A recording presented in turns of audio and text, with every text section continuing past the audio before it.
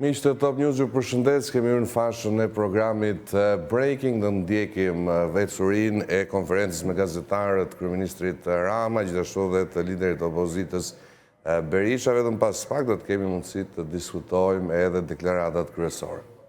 Jetojmë full stop. Me qëra fjale nuk duhet kanë marrë vesh, unë kam kërkuar marrëveshjen me Komisionin Europian që për gazetarët nuk do ketë më penalizim, nuk do ketë më ndjekje penale për shpifje. Do shpifni dhe nuk do ndiqeni penalisht. Ju. Ju nuk shpifni? Ju shpifni pa tjetër, sepse po nuk shpifët ju nuk I duheni atyre që ju punsojnë. Dhe të shpifësh nuk do të thotë thjesht që ti të sajosh diçka, mjafton të thuash një gjysmë të vërtet, ka marrë fund. Kaq.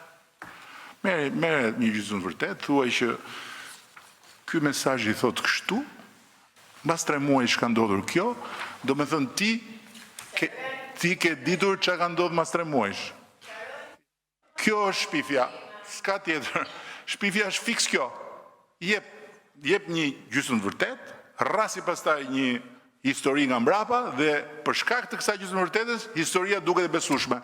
Dhe tendenca e njeriut është që të keqen ta marri shumë më shpejt për të vërtet. Dhe të mirën të mos e besoj. Pse? Kjo s'është në Shqipëri. Një studim për Twitterin tregoi që viraliteti I gënjeshtrave ishte 70 herë më I lartë se sa shpërndarja të vërtetave. Të vërtetat janë mërzitshme. Të vërtetat nuk bëjnë spektakël. Të thuash që Shqipëria është e para në rajon për transparencën dhe eficiencën e të gjithë sistemit prokurie publike, sepse këtë e thot Sigma, një institucion që se ka vënë ndonjëherë njëri në diskutim, është diçka shumë e mërzitshme. Dhe për këtë shkak është edhe e papërfillshme. Të thuash që Shqipëria është vendi më I korruptuar në botë, se këtë doli e tha një hajvan në Washington, kjo është shumë spektakolare dhe për këtë është shumë e besueshme. Fakt. Urdhëro. Fiorella Beleshja, Dusjenen, zoti kryeministër, për të qëndruar sërish të drejtësia. Ju do qëndrojmë patjetër. Aty, te tenxheret. Dhe duke u referuar fjalëve tuaja në shënimet e javës, ku keni prekur një rast të sjelljes oficerëve të BKH-s me Gardën e Republikës, që nuk linin armën e tyre tek dera në hyrje të godinës së Këshillit të Ministrave, dhe keni thënë që ka ardhur koha për një reflektim serioz, nuk mundet kurrësi të lejojmë që kura të bëhet problem më I madh se sëmundja. Ndërkohë, një tjetër shënim të javës, së datës 21, keni thënë dhe keni hasur edhe një herë faktin që kur njerëzit merren në pyetje apo zyrtarët merren në pyetje në SPAK, ata nuk regjistrohen me video dhe me audio, duke ngritur një pikpyetje shumë të madhe sipas jush. Tha që nuk do të ndryshojmë thelbin e reformës së drejtësisë, por duke referuar këtyre fjalëve, çfarë do të ndryshoni tek ligji të reformës së drejtësisë? Faleminderit. Jo sipas meje. Ja, kjo është një tjetër shpifje. Sepse gjysmë e vërteta është që unë e thash këtë gjë. Gënjeshtra është që e thash thjesht unë. Dhe në fakt unë citova Këshillin e Europës. Unë citova nuk e them unë, e thot Këshilli I Europës. Është shumë problem, thot, që në Shqipëri nuk ka regjistrim të dëshmive me video dhe me audio. E thot Këshilli I Europës. Dhe kur mendoj sa shumë lek kemi dhënë për reformën drejtësi, për shembull se po vite lekët, nuk ju bën përshtypje ju që mblidhen shoqatat e gjykatësve dhe duan t'i rrisin rrogën vetes me gjyq? Pse nuk ja rrisin dhe ju rrogën vetes me gjyq? Të lutem, po të pyes për këtë një herë. Pse nuk I arrisnin dhe ju rrogën vetes me gjyq? Pse nuk I arrisin prindrit tuaj vetes rrogën dhe pensionin me gjyq? Pse nuk qohen mësuesit t'i arrisin vetes pagën me gjyq? Pse? sepse askush nga këta nuk ka bindjen se ka ndorë dhe gurin dhe arën. Dhe sepse të gjithë din që rritja e pagave është ekskluzivitet i dy pushtetet tjera, jo i pushtetit gjyqësor. Si ka mundësi që këta tani duan t'i rrisin pagat vetes, ndërkohë që i kanë pagat disa herë më të larta se tonat? Nuk i bën përshtypje kjo? Mua për shumë kjo më bën shumë përshtypje dhe unë mendoj që pikërisht pse në vendet tjera ka ndodhur që kura të bëhet më e rrezikshme se sëmundja, ne s'duhet presim dhe unë s'mund të pres që kjo të ndodhi, duhet ta parandalojmë. Qa do të thotë që kura të bëhet më e rëndë se sëmundja? Do të thotë për shembull që një vend të humbi 10% GDP-s. Vetëm nga kura. E duam këtë ne në Shqipëri? E duam ne në Shqipëri që të gjithë sipërmarrësit të thonë jo, nuk po investojmë më në ne se kush e di se si vjen puna. Dhe na vinë. E duam ne në Shqipëri që njerëzit thonë jo, s'po blej më se kush e di si vjen puna. Nuk e duam, apo jo. Nuk jemi aty, por rreziku që të shkojmë aty është real. Pse? Sepse ka ndodhur në vende të tjera. Zemra, të lutem se nuk ka lidhje me destabilitetin, po flasim për ekonominë. Po flasim për rënien e besimit tek vendi. Dhe rënja e besimit tek vendi si rezultat i rënjes së sigurisë juridike. Dhe natyrisht që siguria juridike kërcënohet kur një vend ka më shumë të pa dënuar sa të dënuar në përburgje. Që do të thotë që ka një sistem drejtësie i cili të fut në burg dhe thot rri njerë aty se pastaj do shohim që do dali. Se ne kemi dyshime të arsyeshme. Pra, kjo është kura që bëhet me dënës smundja. Kura që bëhet me dënës smundja është që gjithë kjo punë që kemi bërë për të ngritur administratën, të kthehet në bumerang dhe mos firmosi më askush, thjesht se s'do të ketë telashe. Se kur bëhet 7/7/42 interpretimi i procedurave të tenderave, atëherë gjithkush mund të jetë i kërcënuar. Sepse e përsëris që të marrësh dhe të gjykosh një tender, flas procedurën e një tenderi. Duhet të jesh ekspert. Unë nuk e bëj dot. Nuk e bëj dot. E kam mësuar këtë shumë kohë përpara, kur disa ankesa i kam marrë shumë seriozisht, edhe më dukeshin dhe mua siç i duken Ambrozjes sot. Dhe thoshë çfarë është kjo? Kjo është, po nuk është në fakt, se duhet të shohësh gjithë komponentët, se ka shumë komponent procesi, nuk ka vetëm një, nuk është vetëm çmimi. Se po të ishte vetëm çmimi, s'kishte nevojë fare, po çmimi mirëpafshim. Që do të thotë, janë dy momente kur kërcënohet shteti. Flasim për destabilizim. Se destabilizim me 83 mandate nuk bën dot as drejt i vet këtu, që të jemi të qartë. Sado që ta dëshirojnë një pjesë, apo sado që një pjesë tjetër të mos e kuptojnë që mund të jenë duke kontribuar për këtë.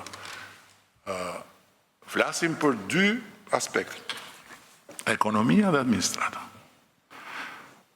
Duam të rrisim pagat më shumë, na duhet të rrisim ekonominë, na duhet të rrisim konsumin, na duhet të rrisim investimet. Nuk mundet dot të gabojmë në këtë pikë. Këto janë tema të mëdha, nuk është çështje këtu ky apo ai, ose qa do bësh këtu, qa do bësh aty.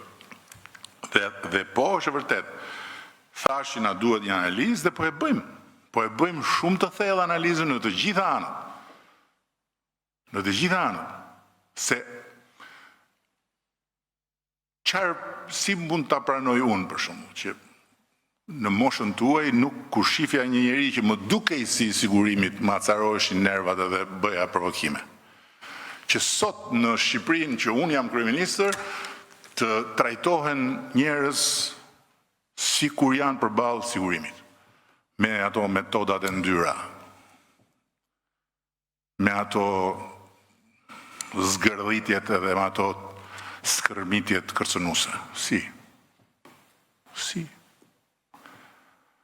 Nuk mundet kjo. Po kjo nuk do të thot fare që duhet hedhim beben bashkë me ujin, si thonë italianët. Kur lahet bebja, hidhet uji pist, nuk hidhet bebja. Dhe shqyqyr Zotit, beben e kemi shëndoshe mirë dhe do të ndihmojmë të rritet. Drejtësinë e re, do me thënë. Dhe pastaj ka dhe gjë tjetër, që nëse ka një problem të madh serioz sot, se sa herë flasim, juve me njeri u shkon mendja ke spaku, se juve në qoftë se juve keni dhe hallën e lajmeve, keni dhe hallën e tenxherës, keni hallën e çado të kokave të lakrës si do hidhnin tenxhere, juve keni hallën shumë konkret. Po në fakt është shumë më e gjerë kjo, s'ka lidhje thjesht me spakun. Sistemi që ne kemi ngritur është një sistem që vetë qeveriset. Pra, këto problematika, për shembull para burgimit, duhet ishte temë kryesore e Këshillit të Lartë gjyqësor. Është qeveria e gjykatave. Ajo është qeveria. Duhet ishte temë e Këshillit të Lartë prokurorisë. Ai raporti i Këshillit të Evropës nuk duhet ishte patjetër temë jona, se nuk diskutohet se ne bëjmë ligjet, por është temë e tyre. Keni dëgjuar ju të ngrihet në problem publik? Jo. E vetmja herë kur unë e shoh ata të dëgjohen publikisht është kur reagojnë ndaj meje. Kupton? Ndërkohë që janë ca të tjerë që shajnë me libër shtëpie prokurorët e spakut, unë s'kam pa në një këshill që të çohet të thotë. Po nëse, s'ka problem, jam mësuar me këto. Qa nuk të vret vetëm të forcon, e kam të provuar vetë këtë, më ka pas pëlqyer shumë kur e citoja nga Nietzsche, tani e kam me provë. Kjo është problematika që është e gjerë dhe tema është e madhe, nuk është çështje cicmicesh, nuk është çështje taktikash, nuk është çështje momenti, mua personalisht e gjithë kjo zhurmë e madhe tenxheresh që krijon një ide sikur shpondov, më duket një palavi e neveritshme, por as më ndikon dhe s'më impresionon fare përsa i përket këtyre punëve reale dhe gjërave serioze që duhet bëjmë. Sepse flasim këtu dhe kemi folur disa tani rreth një orë në mos gabohem, se s'po mas orën, duke qenë se ju dhash kohë, Jo, flasim për kohën që morët ju me këto historit burgu, spaku, se s'po flasim për tjerat, dhe ndërkohë nuk u kujtua askush, edhe natyrisht që nuk është në një temë e rëndësishme se si do shkojnë punët e ku janë dhe si do shkojnë punët e infrastrukturës në Shqipëri, kuptohet se qa ju duhet ju kjo, ju duhet vetëm rruga nga treni, ju duhet jo, aty hekur nuk ka. Në tunelin Llogaras, ky është një fakt që kush e ka kapur tamam, edhe me që jemi këtu tani për vit. Po, me që jemi për vit të ri këtu, unë po ja u them këtë se bashkë kemi s'na dëgjon njëri, hekur në tunelin Llogaras nuk ka. Aty është përdorur bar i thatë, kemi parasysh atë barin që përdoret në jug për ato tendat që të hije dhe nga që u desh vjedhur shumë, aty u përdor bar. U bë në vend hekurit, u vu bar i thatë, edhe madje ka dhe një krim tjetër aty që është bërë, që është marrë shumë zhavor, nuk po e gjej tash si këtë, se ku e kam, po është marrë dhe shumë zhavor, edhe barë zhavor rër dhe u bë një strukturë që ata turqit, se turqit këtë punë kanë, janë të poshtë shumë, pretendojnë që është më i fortë se hekuri. Po këtë do ta studioni ju, patjetër edhe do ta nxirr, jam i sigurt që edhe kjo do dali. Pa merak. Po në ndërkohë, derisa të dalin këto, tuneli llogaras është aty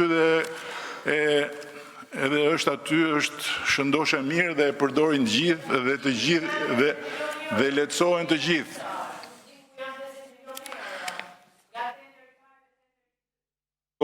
Ato pastaj janë çështje tjetër. Ato lidhen me gërmimin. Ato janë punë gërmimesh, nuk janë punë tuneli. Nuk është punë hekuri, domethënë. Ku janë ato? Ato janë punë gërmimesh. Kështu që ato nuk e di. Do gërmoni edhe inshallah i gjeni.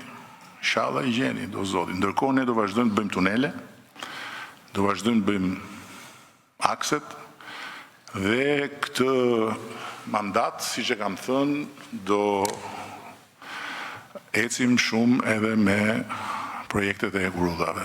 Kështu që kështu i kemi ndarë detyrat. Po juve aty, tenxheret, fort. Ka në i pyetje tjetër apo i mbaruam se këto ishin po, ama se ti të më duhet të tash që ka ky që është si mërzit apo ti morën të gjitha pyetjet. Bekim Bici nga Ora News.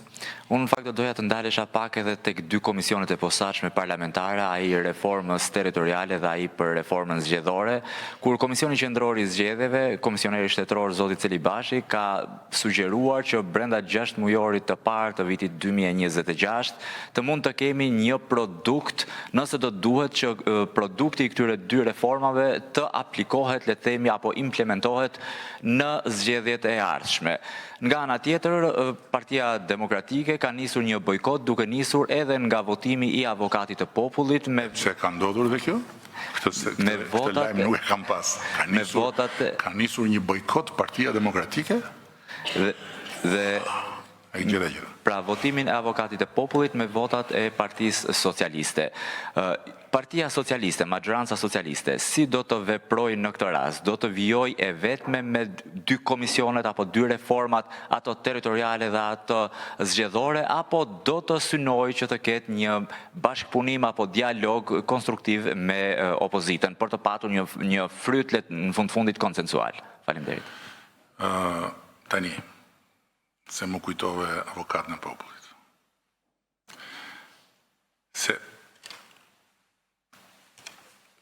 i bjen shumë gjatë këta të tenxhereve politike dhe mediatike pse fiton Partia Socialiste. Po ndërkohë harrojnë që në fund të ditës zgjedhjet janë çështje zgjedhje, pra ti ke një numër caktuar ofertash, edhe ti zgjedh ofertën që do. Tani, si mundet që imagjinohet që të merret seriozisht një parti, në këtë rast demokratik janë ndjes past, që është zyrtarisht opozita,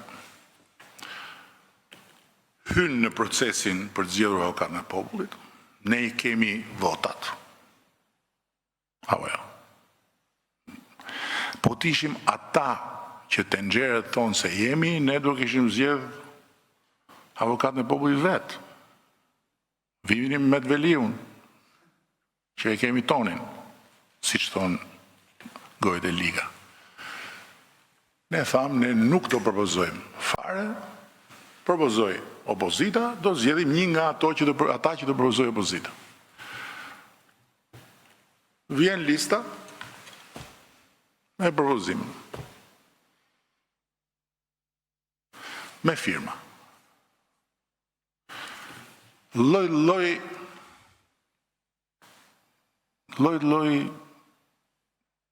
krijesash cirku aty. Dhe me zgjidhja atyre qorrave shohim një me i sy.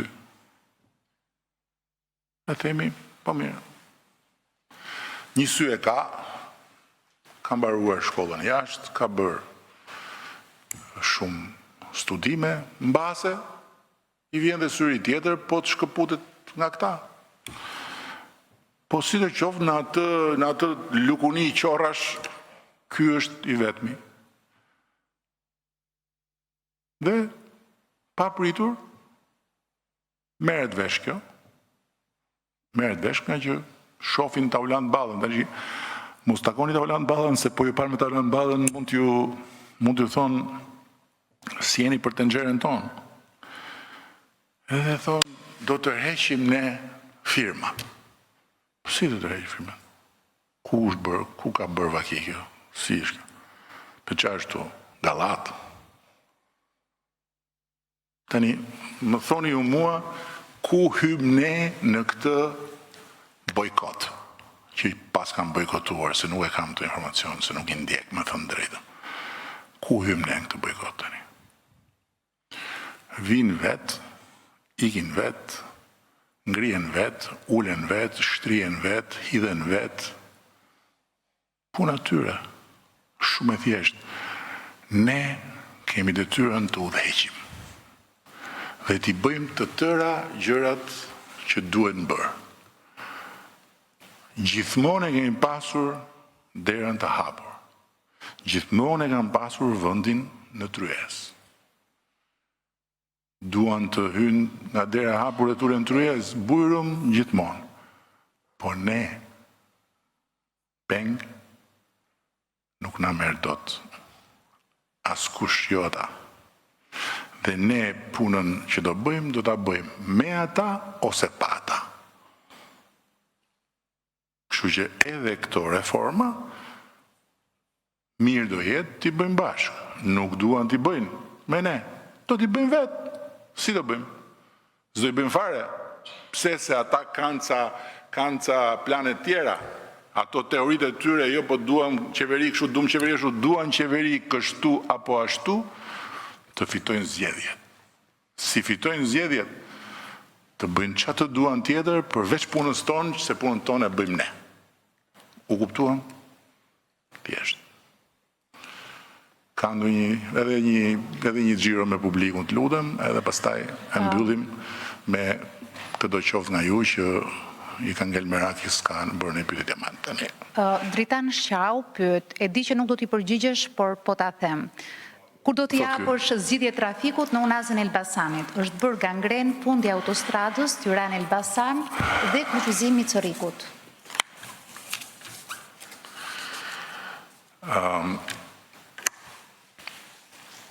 Pse nuk do t'i përgjigjemi në kësaj pyetje, se kuptova çfarë unë i përgjigjem gjitha pyetjeve. Mjafton që të mbylon të flas. Po në Elbasan po punohet edhe është në proces edhe bypassi i Elbasanit që besoj është zgjidhja. Përveç gjithë pjesës tjetër që janë të gjitha segmentet ku nga njëra anë po ecet me autostradat, nga ana tjetër po punohet dhe për ekurullat. Në ndërkohë, ka tjetër? Ka disa, po me që infrastrukturën e prekëm pak edhe lidhur nga skepticizmi ti ndam këtë pyetje për infrastrukturën. Por ka edhe një moment tjetër sepse shkruan që në Elbasan është shqetësimi se vjen dhe kombinati i ri metalurgjik.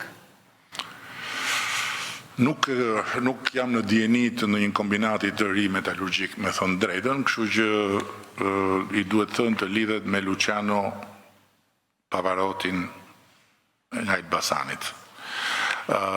Ndërkohë, përsa i përket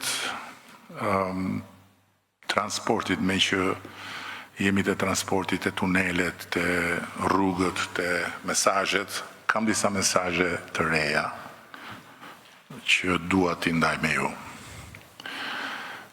Mesazhi i kapitullit të 14 të negociatave thot politika e transportit.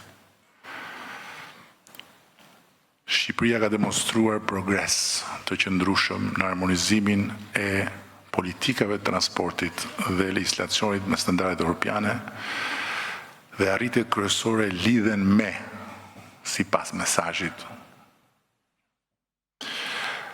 përmirësimin e sigurisë rrugore, rregullimin e tregut të transportit dhe planifikimin strategjik të infrastrukturës.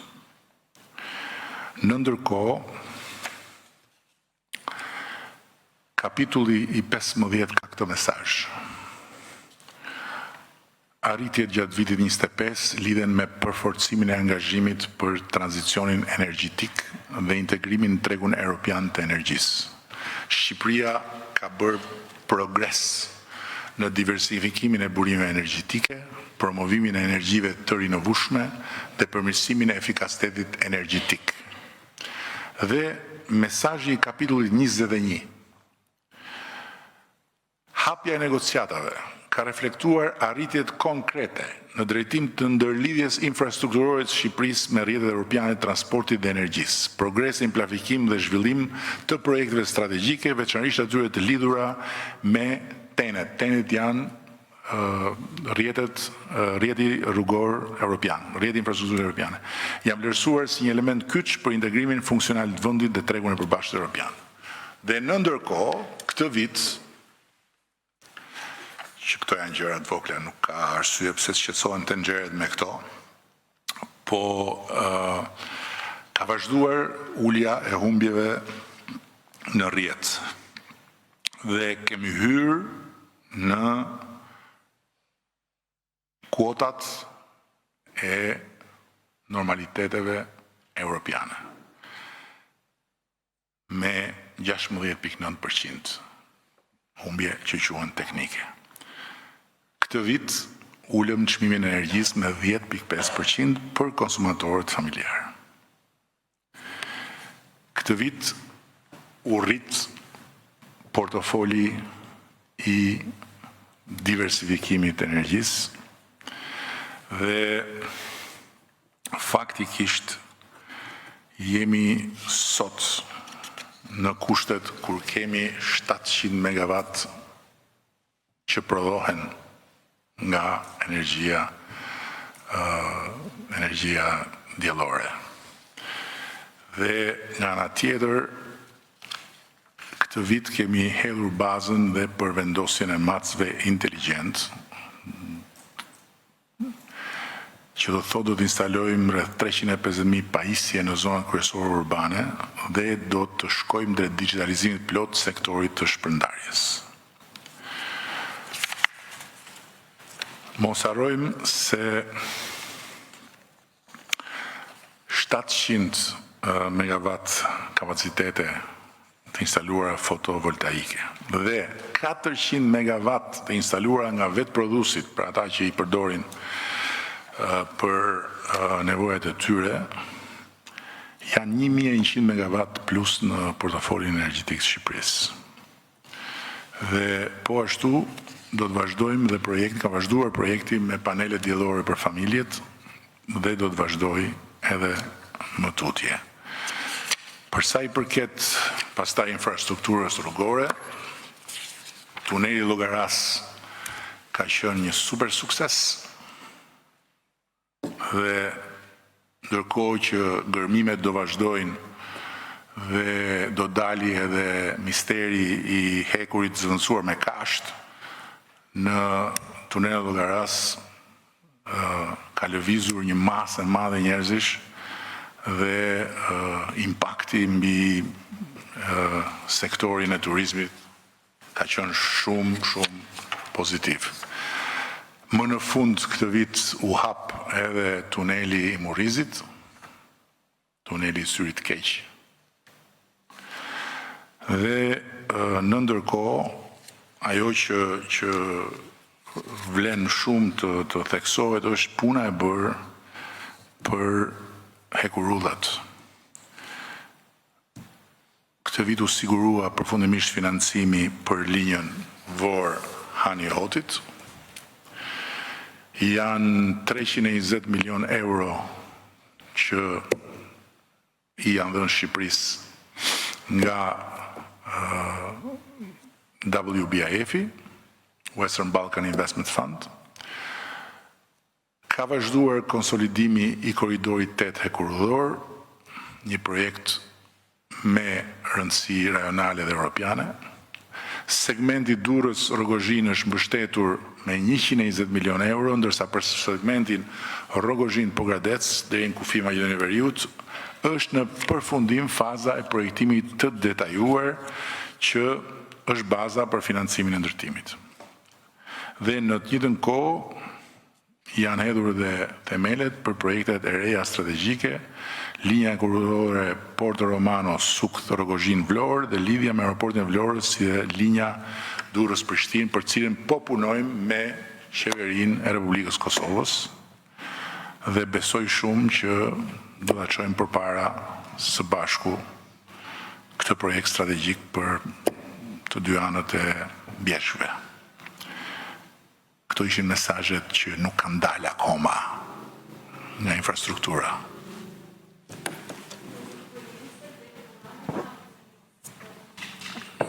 Abia pak zërin.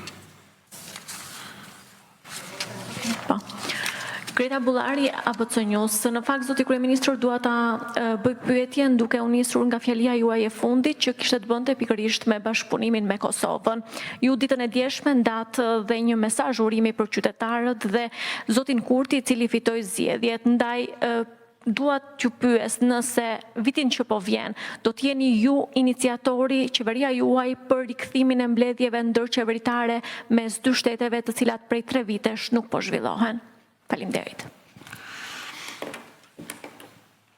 Nuk e di, do flasim, do vendosim, patjetër që mirë do ishte ta kishim një mbledhje mes dy qeverive. Në ndërkohë mos harroni kemi bërë mbledhjen mes parlamenteve. Këtë vit nuk e zhvilluan dot për shkak të zgjedhjeve. Zgjedhjet mbaruan. Albini u rikonfirmua si kryeministër dhe i kam bërë edhe urimet personalisht.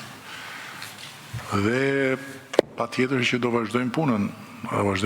Kemi gjëra që mund të bëjmë dhe sidomos se kur rrudha Durrës Prishtinë është si thosh xhevahiri i kurorës, për cilin jemi angazhuar që të dyja palët dhe do të bëjmë çmos që ta çojmë deri në financim. Pastaj fillim ndërtimin. Urdhëro. Çfarë nuk u tha akoma? Çështja e bizneseve. Djamila Leka, gazetare nga televizioni Skan. Përsa i përket Shqipëria teksa shkon drejt Bashkimit Evropian, bizneset janë ato të cilat duhet të plotësojnë standardet, kushtet, gjithashtu kriteret, por edhe certifikimet. Thënë kjo, nga ana e qeverisë shqiptare, a ka një plan konkret që për bizneset të cilët duhet të jenë pjesë e Bashkimit Evropian të ketë një checklist për përmbushjen e kritereve të tyre që të jenë konkurruese në një treg prej 450 milion konsumatorësh? Faleminderit. Ministria e Ekonomisë dhe Ministri e Ekonomisë deri dje Ministri Zyrmas është angazhuar në mënyrë aktive me planin e sensibilizimit dhe të informimit bizneseve lidhur me procesin dhe lidhur me çfarë duhet presin, sepse po nuk u përgatitur do ta kenë shumë vështirë. Dhe në këtë mes një rol të rëndësishëm luan edhe sekretariati i Këshillit Ekonomik Kombëtar dhe sekretari i këtij sekretariati zoti Arben Shkodra, që punon me këtë program. Këtu ngjitur ne kemi edhe dhomën e këshillimit, një nga këto kubat e piramidës, ku bëhen takime intensive me biznesin. Tjetër gjë? Lorena Fjolla, drejtare televizion. Zoti Rama, ju folët për rritjen ekonomike, por ne ndjejmë pak të në xhepat tanë dhe kryesisht e kam fjalën te mundësia e ne të rinjve për të blerë një banesë në Tiranë. aktualisht me çmimet që janë, ne kemi të pamundur të blejmë një shtëpi apo të shlyem një kredi, pavarësisht ndihmës së Bashkisë së Tiranës me kredite buta. A do të ketë qeveria shqiptare një iniciativë apo një ndihmes për të rinjt, çiftet, familjet e reja që duan të ndërtojnë dhe ta jetojnë jetën e tyre këtu në vendin e tyre? Tani, s'pari ta fuzim pak në kontekst këtë gjë, sepse duket pastaj sikur edhe në këtë pikë jemi origjinale dhe të veçantë. Ne nuk jemi origjinale dhe të veçantë në asnjë nga këto problematika. Nëse jemi origjinale dhe të veçantë, në fakt ne si vend jemi origjinale dhe të veçantë për faktin që këtë 10 vjeçar kemi bërë një kapërcim të jashtëzakonshëm në çdo aspekt dhe për këtë arsye kemi vendosur veten në një komplet pozicion tjetër ndërkombëtarisht dhe në rajon. Dhe fakti që sot na quajnë front runners në procesin e integrimit të rajonit lidhet me këtë. Pra, ndërsa rritja ekonomike që ndihet sepse pagat tuaja, ato deklaruarat janë më të larta. Shtodet pa deklaruarat që një pjesë për jush kanë dhe pastaj ato bëhen edhe më të larta. Po kjo është temë tjetër. Sikundër pastaj me që këtu dikush foli për pagat e deputetëve, ata që dalin buzë të tenxhereve çdo natë marrin paga që deputetët as në ëndër nuk i shohin dot, po i marrin në zezë, kuptohet. Dhe duke qenë se i marrin në zezë, kanë dhe të drejtën të nxjerrin zi gjithkohës nga goja edhe të kërkojnë çuditëra në pritje të revolucionit që po plaken duke e ndërruar. Por, thënë gjitha këto, çështja e kostos së banesave është një problem i madh në të gjithë Evropën, në të gjithë Ballkanin. Shkoni në cilin do vend Ballkanit do ta hasni. Dhe nuk ekziston sot një i ri në Europë me një pagë normale që të ketë shansin të mendojë se të blejë në banesë. Për këtë arsye, qeveritë kanë provuar shumë gjëra lidhur me atë që quhet banesë e përballueshme, jo sociale, se sociale është një kategori tjetër, po e përballueshme. Pra, në rastin tuaj ju nuk jeni një kategori sociale në nevojë, por jeni një kategori sociale që nuk keni mundësinë që të keni akses në tregun e banesave, thjesht duke i referuar punës tuaj.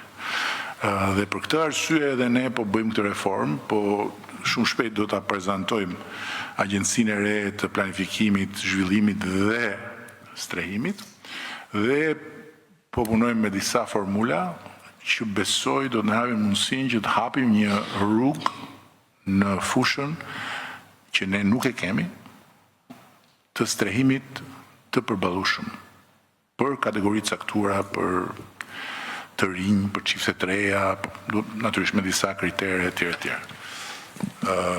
Dhe po do bëjmë çmos që ta bëjmë këtë gjë dhe besoj që në arkun e 2 viteve do shikojmë rezultate konkrete dhe do shikojmë fillimin e aksesit të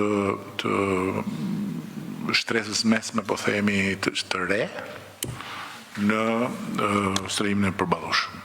Ky është qëllimi, edhe kam besim që edhe këtu do të dalim se faktikisht ne ja kemi dalim dhe ja dalim në çdo gjë që themi. Është vetëm çështje kohe, në kuptimin në disa gjëra më shpejt, në disa gjëra më vonë, në disa gjëra më lehtë, në disa gjëra me vështirësi, në disa gjëra duke u ngjitur me vrap, në disa gjëra duke u rrëzuar, duke u ngritur dhe duke rifilluar prapë kështu me radhë. Po që çdo gjë që kemi thënë e kemi bërë dhe ta bëjmë. Besoj e fundit, ha? Ja.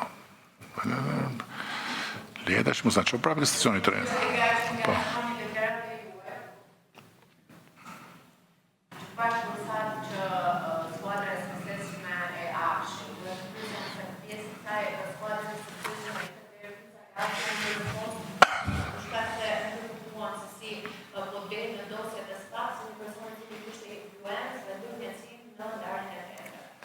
Kjo është pjesë e hetimeve, unë nuk kam asnjë dijeni për këtë dhe nuk mund bëj asnjë koment për gjysmën vërteta që dalin lart e poshtë.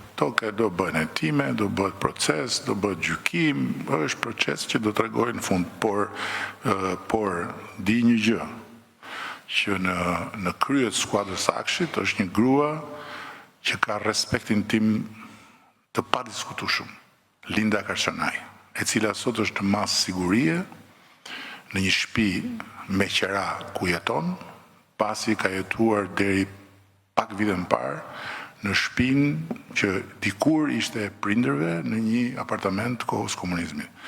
Dhe që e njoh për 20 vjetësh, që punon pa orar dhe që ka udhëhequr gjithë të transformim që është epokal për Shqipërinë. Këtë di ta them me plot goje. Kështu që në këtë pikë, po, është protagonistja kryesore e transformimit digital të Shqipërisë, me një respekt absolut ndërkombëtarisht në të gjitha këto institucione dhe në të gjithë sferën. Dhe për pjesën tjetër që juve më pyesni, unë po e përsëris. Çfarë thoni ju sot, bazuar në copza të nxjera rrugëve nga ata që duhet ruajnë sekretin hetimor, nuk është absolutisht e mjaftueshme për të dalë në përfundime mbi fajin apo pafajësinë e njerëzve. Kujdo qoftë, janë gjysmë të vërteta, ose janë jo gjysmë, po janë çerek të vërteta, sepse gjëja është shumë më e madhe, nxjerrët një copë këtu, nxjerrët një copë atje, dhe kjo është e njohur, ka ndodhur dhe në vende të tjera. Ushqehet publiku me këto gjëra për të dënuar në sytë e opinionit njerëz që kanë të drejtën të prezumohen të pafajshëm deri kur t'i dënojë gjykata. Degenerohen në publik, krijohet ideja që këtu ka një gjë të madhe, që këta njerëz janë kështu, që ky është llum, që këta janë llum, që këtu llum, atje llum, dalin dhe këta pastaj të kapakët e tenxhereve ndarke që marrin paga maramëndse të padeklaruara, dhe që pastaj flasin për pensionistët, ndërkohë që nuk ju paguajnë pensionistëve atë që ju takon pensionistëve nga rroga e tyre, edhe vazhdon historia. Unë nuk marr pjesë në këtë histori. Unë thjesht dhe vetëm jam në dispozicionin tuaj si personazh që të më fusi në tenxhere nga mëngjesi deri në darkë. Po mos harroni një gjë, mua çfarë nuk më vret vetëm më forcon. Këtë keni parasysh. Kështu që po doni të më dobësoni, mos tentoni të më vrisni. Flas të më vrisni metaforikisht, se larg qoftë fizikisht, se atë pastaj nuk e kemi në dorë, po flasim për këtë që ju keni në dorë. Urdhëro. Ola Luku nga Vision Plus. Zoti Kryeministër, a jemi ne gati si vend për të nisur me procesin e mbylljes së negociatave 6 mujorin e parë të 2026-s? Faleminderit. Po të shikojmë a jemi gati as jemi gati. Unë di që unë nuk e kam nxjerrë nga xhepi, siç thoshin tenxheret në kohën e fushatës. I mbani mend tenxheret apo jo? Që zihenin. Kush je ti që e thua, po ku e di ti, po si e di ti, këta që barkun e kanë në tru edhe trurin e kanë në bark. Dhe vërteta është që Komisioni Europian, pra ata që kanë dorë të ndjekin, të hapin dhe të mbyllin, na ka vënë tavolinë marrëveshjen dhe kemi bërë marrëveshje. Në 2027, deri në fundin e vitit, duhet t'i mbyllim. Por natyrisht ne duhet bëjmë pjesën tonë. Kështu ne do bëjmë pjesën tonë, do bëjmë pjesën e tyre, tenxherët do bëjmë pjesën e vet, edhe të gjithë do përgjigjen për secilën pjesë. Përgjigjen tenxherët e marrin në zgjedhje, kuptohet, kështu që do kemi zgjedhje prapë, do shohim. Edhe një pyetje sa i takon drejtimit të Bashkisë së Tiranës, prej muajsh kryebashkiaku ndodhet në paraburgim. A do të ndërmerren hapa ligjor nga ana juaj apo e Partisë Socialiste për të ndryshuar drejtimin e Bashkisë së Tiranës? Apo do të vijojnë në këtë formë derisa të ketë një vendim të formës së prerë? Rast tipik i asaj që thash përpara dhe asaj që folëm përpara. I kyçur në qeli pa gjyq. Dhe ndërkohë vazhdon kërkimi i provave.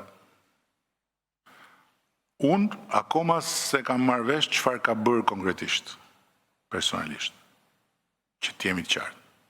Nuk e kam kuptuar çfarë ka bërë. Korrupsion në kuptimin e fjalës korrupsion nuk kam parë. Mbase nuk e kam parë unë.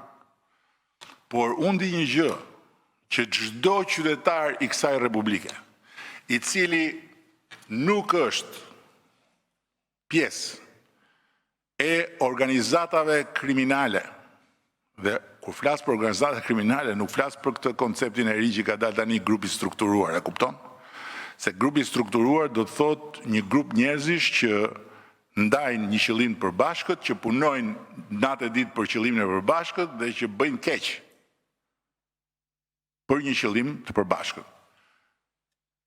Këta janë tjetër gjë. Dhe natyrisht që këta për rrezikshmërinë që kanë, normalisht që ka shumë më tepër arsye për të menduar që paraburgimi është gjë e dur. Dhe pastaj përjashtor rastet e veprave të rënda ku përfshin dhe korrupsioni në flagrancë, që përsëri është pa diskutim fare e natyrshme që të përfundoj në paraburgim, të gjitha rastet e tjera të paraburgimit duhet jenë shumë të argumentuara. Shumë të argumentuara. Unë argumenta paraburgim, përveç se ashtu si thot Këshilli i Evropës, nuk kam parë. Gjërat përgjithshme, rrezik për prishje provash, rrezik për intimidim, siç ja bënin Hashim Thaçi, rrezik për intimidim e morën nga zyra, e rrasën brenda pa i ngritur akuzë akoma, e kupton? Pastaj doli akuza, është akoma atje. Po dali pa fajshëm, ç'a do ndodhi? Kush ja kthen ato vite mbrapsh?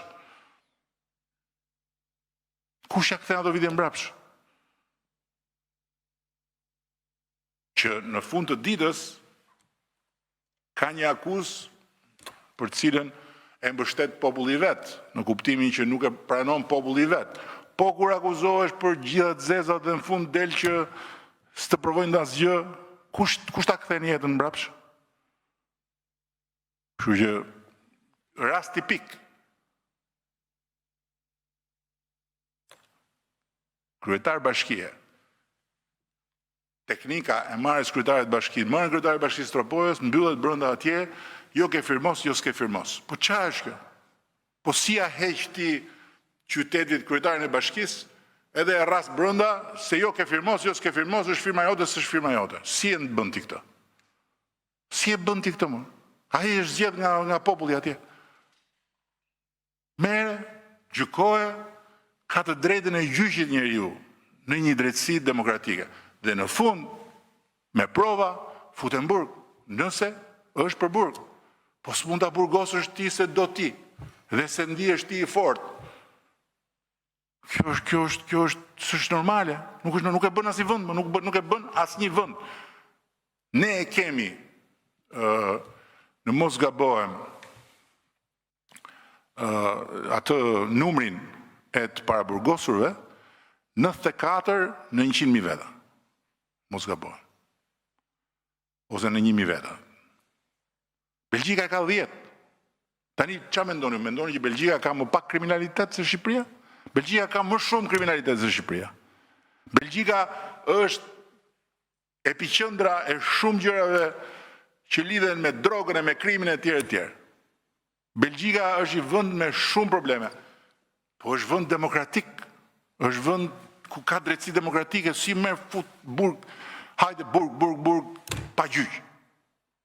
Kjo është e pa. Tani edhe më bën pyetjen, ç'a bëhet, duke qenë pikërisht se është krye qyteti, nuk është edhe Tropoja nuk e ka luksin ta ketë në burg kryetarin e bashkisë. Pavarësisht se është në arrest shtëpie në atë rast, po çon si ka, nuk shkon punë. Pavarësisht se është një vend i vogël, po kryeqyteti merr i fut në burg kryetarin e bashkisë para burgim, pa gjyq, pa gjë, u bë viti. Dhe ka deri në zgjedhje edhe 1 vit e gjys apo jo. Ç'a do bëjmë? Rri, s'ka problem. Ç'a them unë, ç'ma kërkon mua? Unë e bëra një provë që t'i jepnim Tiranës si kryetar bashkie.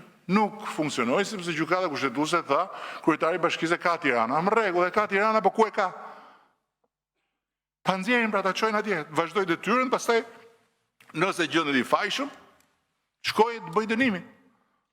Ç'a bëhet këtu kështu? Kjo nuk shkon edhe këto janë probleme që duhen marrë seriozisht nga të gjithë. Duhet i marrë seriozisht qeverisja gjyqësore, duhet i marrë seriozisht inspektori i lartë i drejtësisë. Duhet i marrë seriozisht këshilli, duhet i marrë seriozisht vetë protagonistët. Këtu janë njerëzit. Hetohen, gjykohen dhe pastaj ndahet shapi nga sheqeri, por nuk mundet dot të si mundet Qa janë këto kontrole banesash, 50 kontrole banesash, për gjëra që kanë ndodhur para 5 vjetësh? Qa janë këto? Qa janë këto? Si mund të ndodhi kështu? Pastaj, kontrole banesave kanë rregulla. Unë shkosh futu atje, hajde të kapim, gjem në gjë. Po të shohësh ligjin. Dhe mua më shqetëson për atmosferën që krijohet, më shqetëson për tensionin që krijohet, po natyrisht që për tenxheret është gjë e madhe, sepse Krishtlindjet, viti i ri, ç'pun kanë tenxheret me këto? Tenxheret kanë, shkoj ke shtëpia këtij, shkoj ke shtëpia, doli shtëpia, u fut ke shtëpia, u kap kjo. Një gjë e smur, komplet, sipas meje.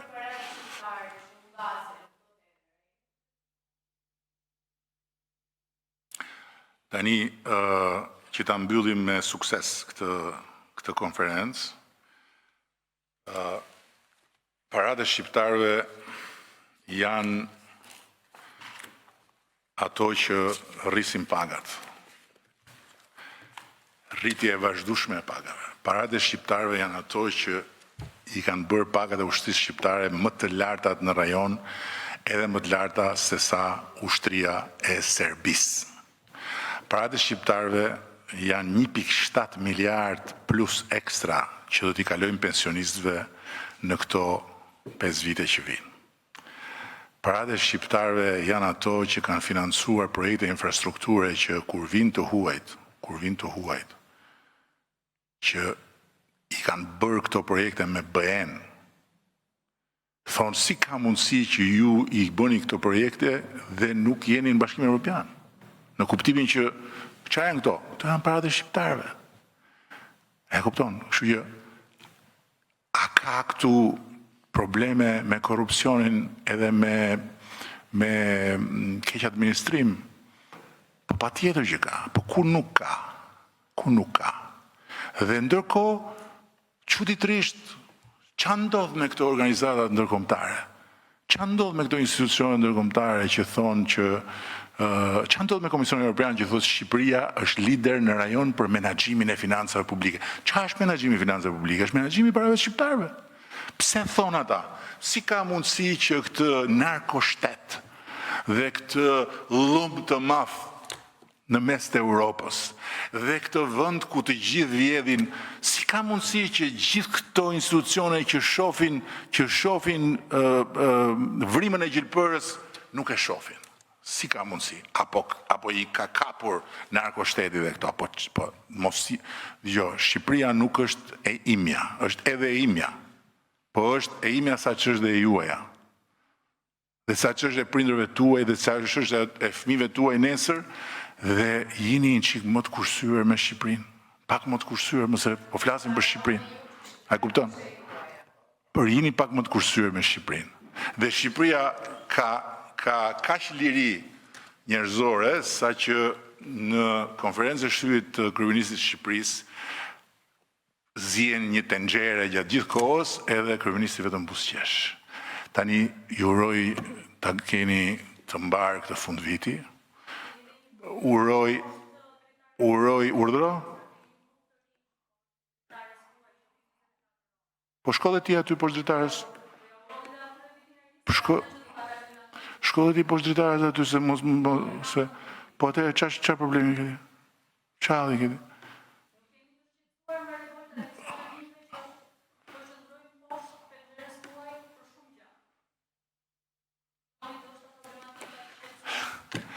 Dëgjoj këtu.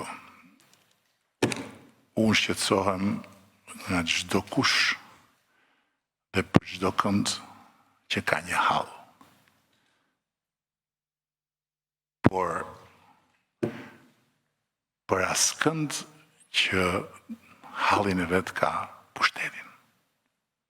Kush do pushtet dhe lufton për pushtet, të vër tenda, të vër kujen, të hidhet për pjetë, tjetë i ri, tjetë i vjetër, tjetë si të doj, nuk është fare në hartën e shqetësimit mia, më kuptove?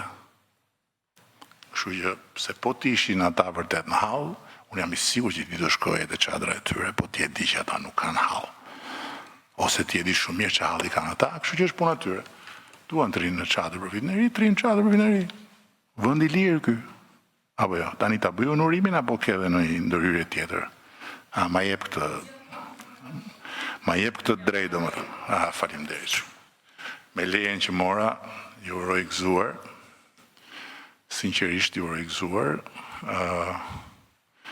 Do të jetë një vit i ri historik, sepse do të jenë 2-3 ditë pa tenxheret e rrugëve, dhe do të jeni pranë tenxhereve të nënave edhe të familjeve tuaja, kështu që ta kaloni sa më gëzuar, të keni shëndet, se shëndeti ka shumë rëndësi në familje, edhe vitin e ardhshëm ne punën tonë, ju punën tuaj, shiu punën e vet. Shumë faleminderit.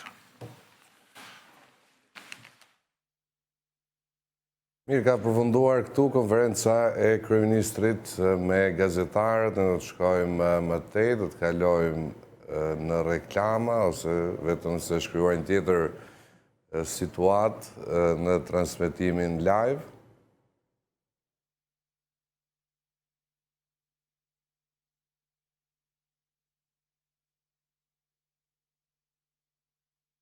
Mirë, është mbyllur këtu, shkëm reklama, këtejmë vetëm pas pak për të diskutuar mbi deklaratët kryesore.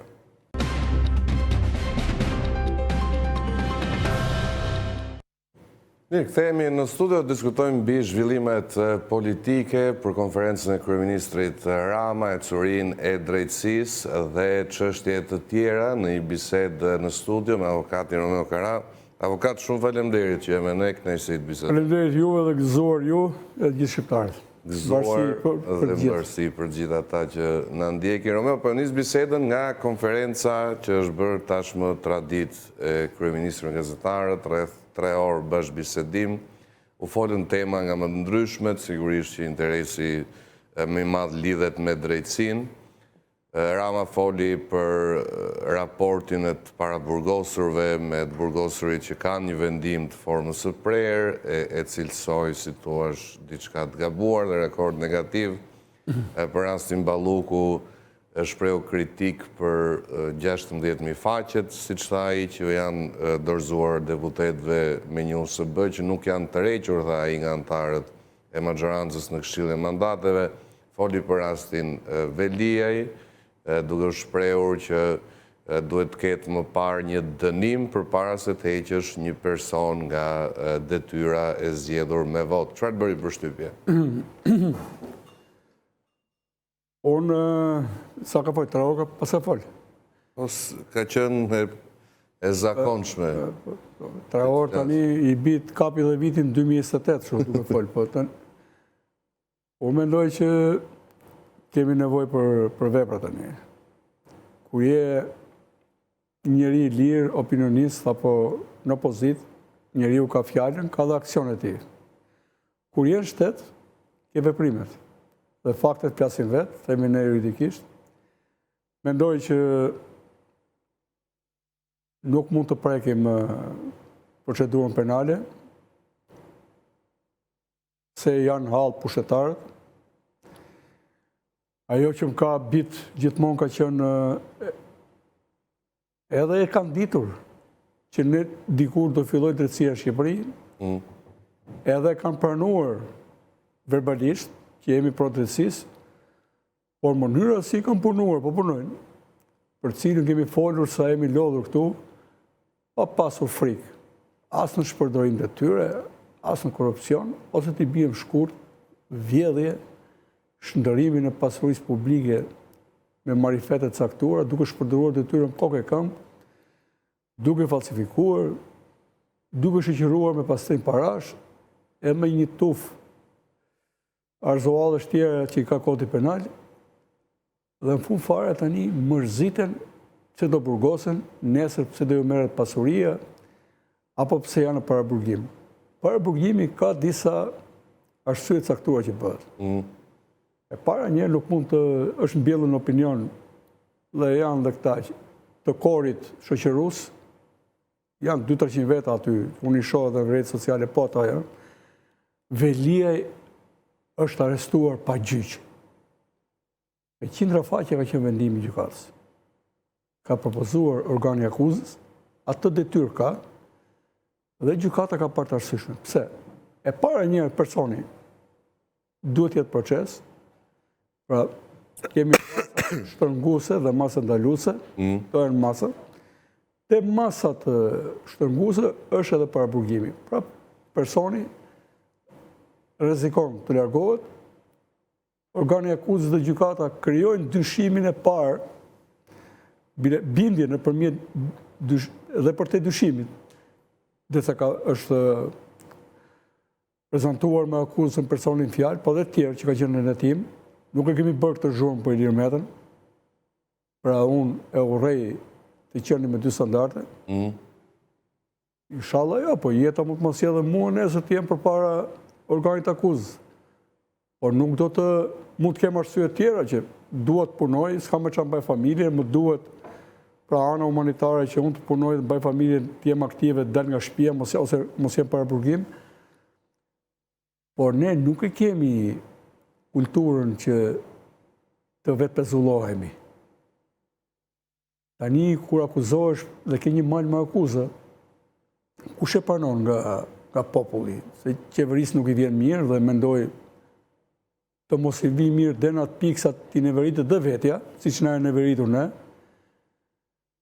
Shoqatat europiane për pushtetin lokal kanë propozuar, me që ne kemi të ndaluar të pezullojmë kryetarët e bashkive, ose të zgjedhurit, kanë propozuar që të mos shkohet tek arrestimi, mund të shihet si alternativë edhe pezullimi. Pra, i bie që të rëzohet ndalesa për pezullimin. Këtë mund të bëj parlamenti dhe mazgjoranca. Për mua nuk kanë më rëndësi.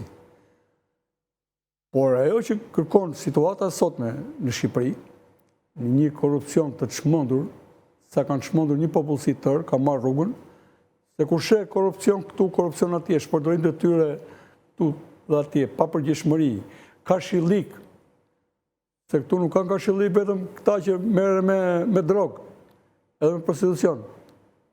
Këta në përzyra fëmijët e tyre janë nxjerrin kashillikun hapë tjetër, të gjithë e dinë. Kudo ku banon një person që është detor diku, ku t'ish kjo makina e bukur, ose ky fëmija i përkëdhelur, është i ati drejtorit që vjedh atje. Apo ati deputetit, apo ati ministrit. Këta i kanë bërë hapur gjërat. Dhe kur kam thonë nuk ka frikë, pse ndëshkimi nuk ka qenë real, dhe akoma s'ka filluar ndëshkimi. Ne po themi të kapim disa qindra vetë, t'ja u heqim me ligj, ne si popull. Dhe këta janë zotë të shpirtit tonë deri në fund, nuk do kuptojnë që duhet të jenë shërbim publik, dhe tani janë sjellë si zotër, po dhe zotër papërgjegjshëm. Mos kenë imunitet kashin ndjekjes penale. Ata dhe shumë të tjerë.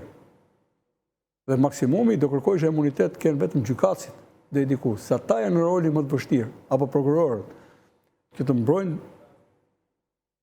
të krijojnë dhe të mbrojnë imunitetin e shtetit. Pra ndarja pushteteve e krijon këtë gjë.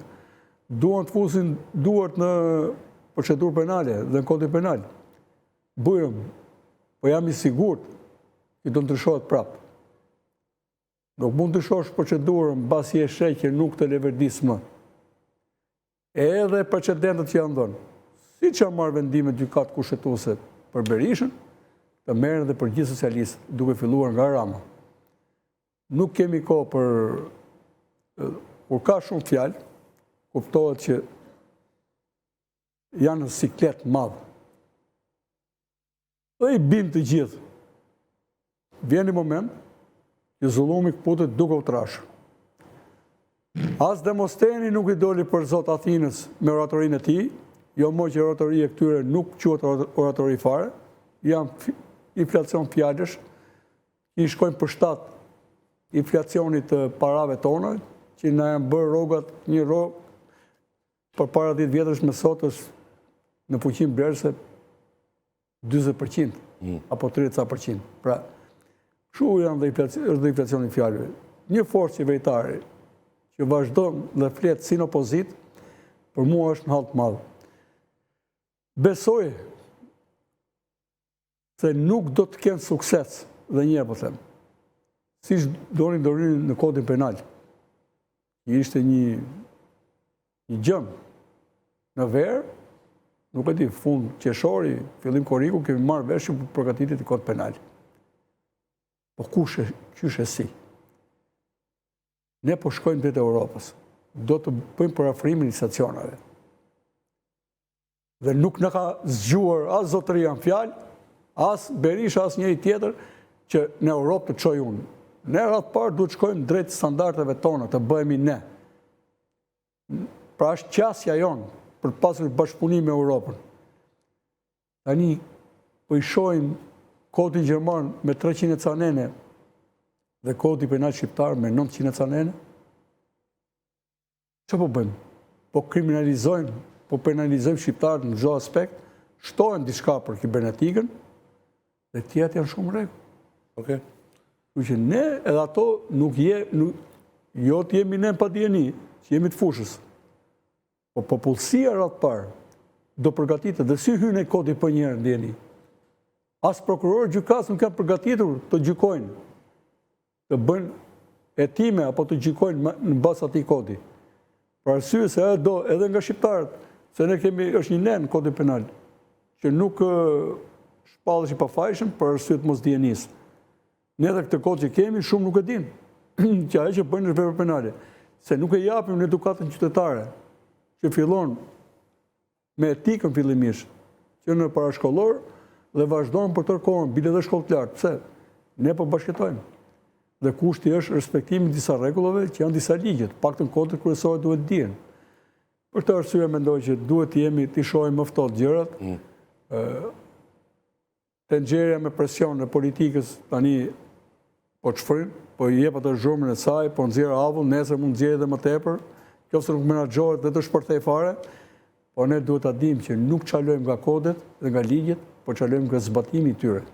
Romeo, në kushtet kur është diskutuar vazhdimisht për një mbështetje të rigjeneruar të Amerikës për SPAK-un, ka patur një tjetër publikim nga ambasada e Shtetet Bashkuara në Tiranë, ku shihet një hetues i strukturës posaçme antikorrupsion gjatë ceremonisë së diplomimit nga FBI-ja amerikane. Fotoja është me drejtorin e FBI-s Kash Patel, ndërkohë që ambasadat amerikane shkruan çuarja përpara bashkëpunimit zbatimit ligjit mes SHBA-s dhe Shqipërisë fillon në ofrimin e mundësime të trajnimeve të nivelit më të lartë për oficerët më të përkushtuar të Shqipërisë.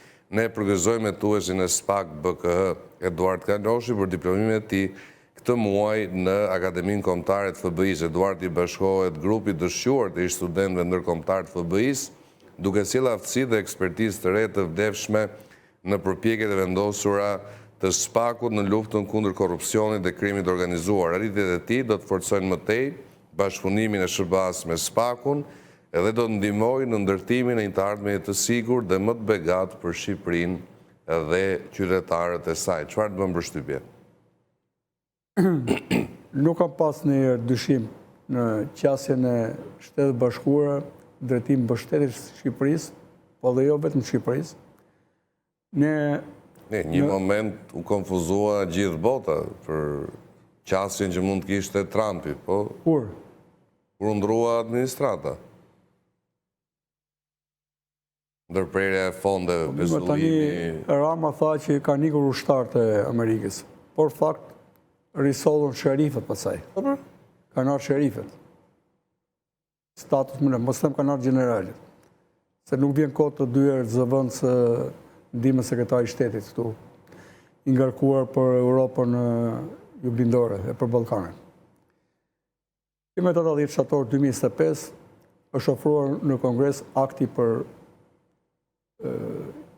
inkurajuar rritjen e tregtisë dhe investimeve midis Shtetit Bashkuar dhe vendeve të Ballkanit Perëndimor dhe për qëllime tjera kur hyn lufta kundër personave dhe forca politike që destabilizojnë rajonin, në lidhje me korrupsionin, që kanë qasje për të bashkëpunuar me Kinën, me Rusinë e tjerë. Është një akt i gjatë, e kam këtu në anglisht edhe në shqip. Unë mendoj që ajo të re që SBA-ve ka pas për problemet e brendshme. Po. Publikimi njëkohësisht kur fliste Rama, të bën përshtypje apo rastësi? Tani unë isha duke ardhur se më bëri ore ca rruga me këtë trafik, që kanë ardhur gjithë njerëzit për vitën e ri dhe nuk e kam parë të pjesë, por ditë them çfarë ka thënë atëherë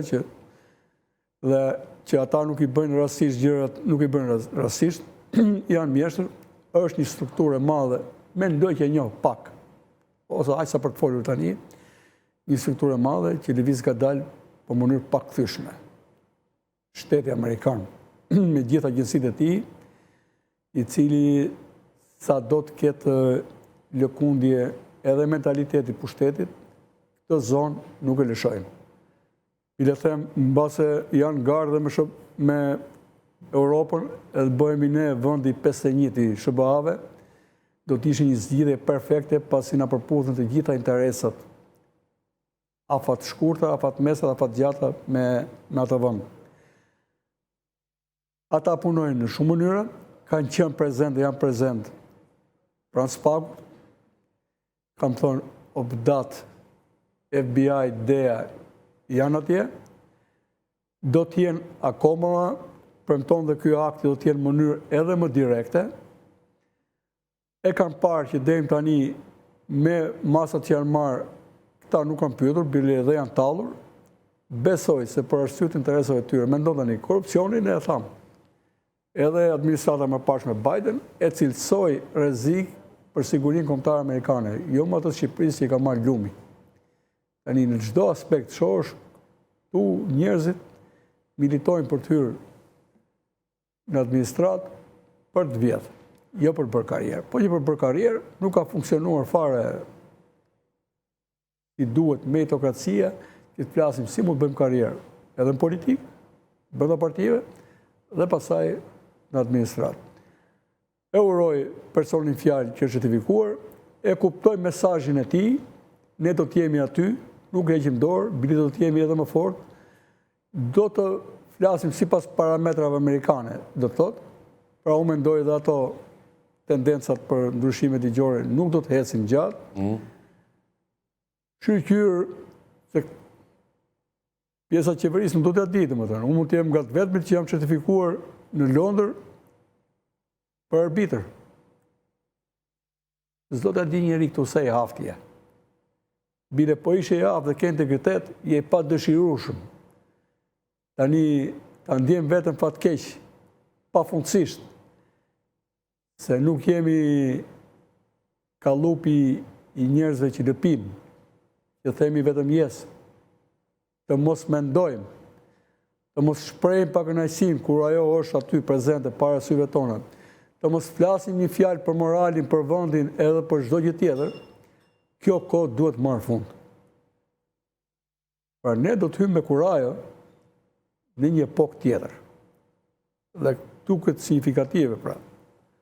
Edhe Kashpatel, edhe Pambondi, dhe prokuroria e re e Virginias, që ka vajtur në shtator, shembruan shtator, në base edhe këta persona për cilën një nga këta mund të jetë personin fjalë, në mënyrë simbolike, besoj se edhe Kashpatel me Pambondi kanë marrë një detyrë shumë të rëndësishme, edhe për hetimin e disa probleme të brendshme, të razirave të Antifës dhe lidhjet se nga mund të subvencionohen, dhe nëse vërtetohen ato lidhje për cilat ta dyshojnë, do të kemi një revolucion drejtësie si në Amerikë, me pasoja direkte, po them, të sigurta edhe në Shqipëri.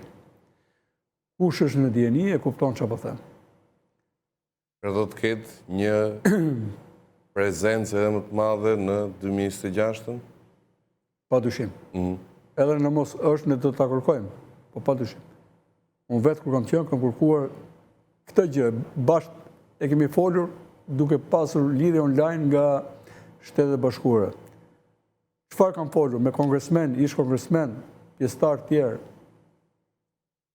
janë influencues politikë amerikane, edhe me median atje, me Fox News-in e tjerë, kam kërkuar minimumi një suport ndaj SPAK-ut dhe ndaj kontrollit të lartë shtetit. Pra, ka qenë problem bjetese për ne që ta kishim këtë suport, që realisht e kemi.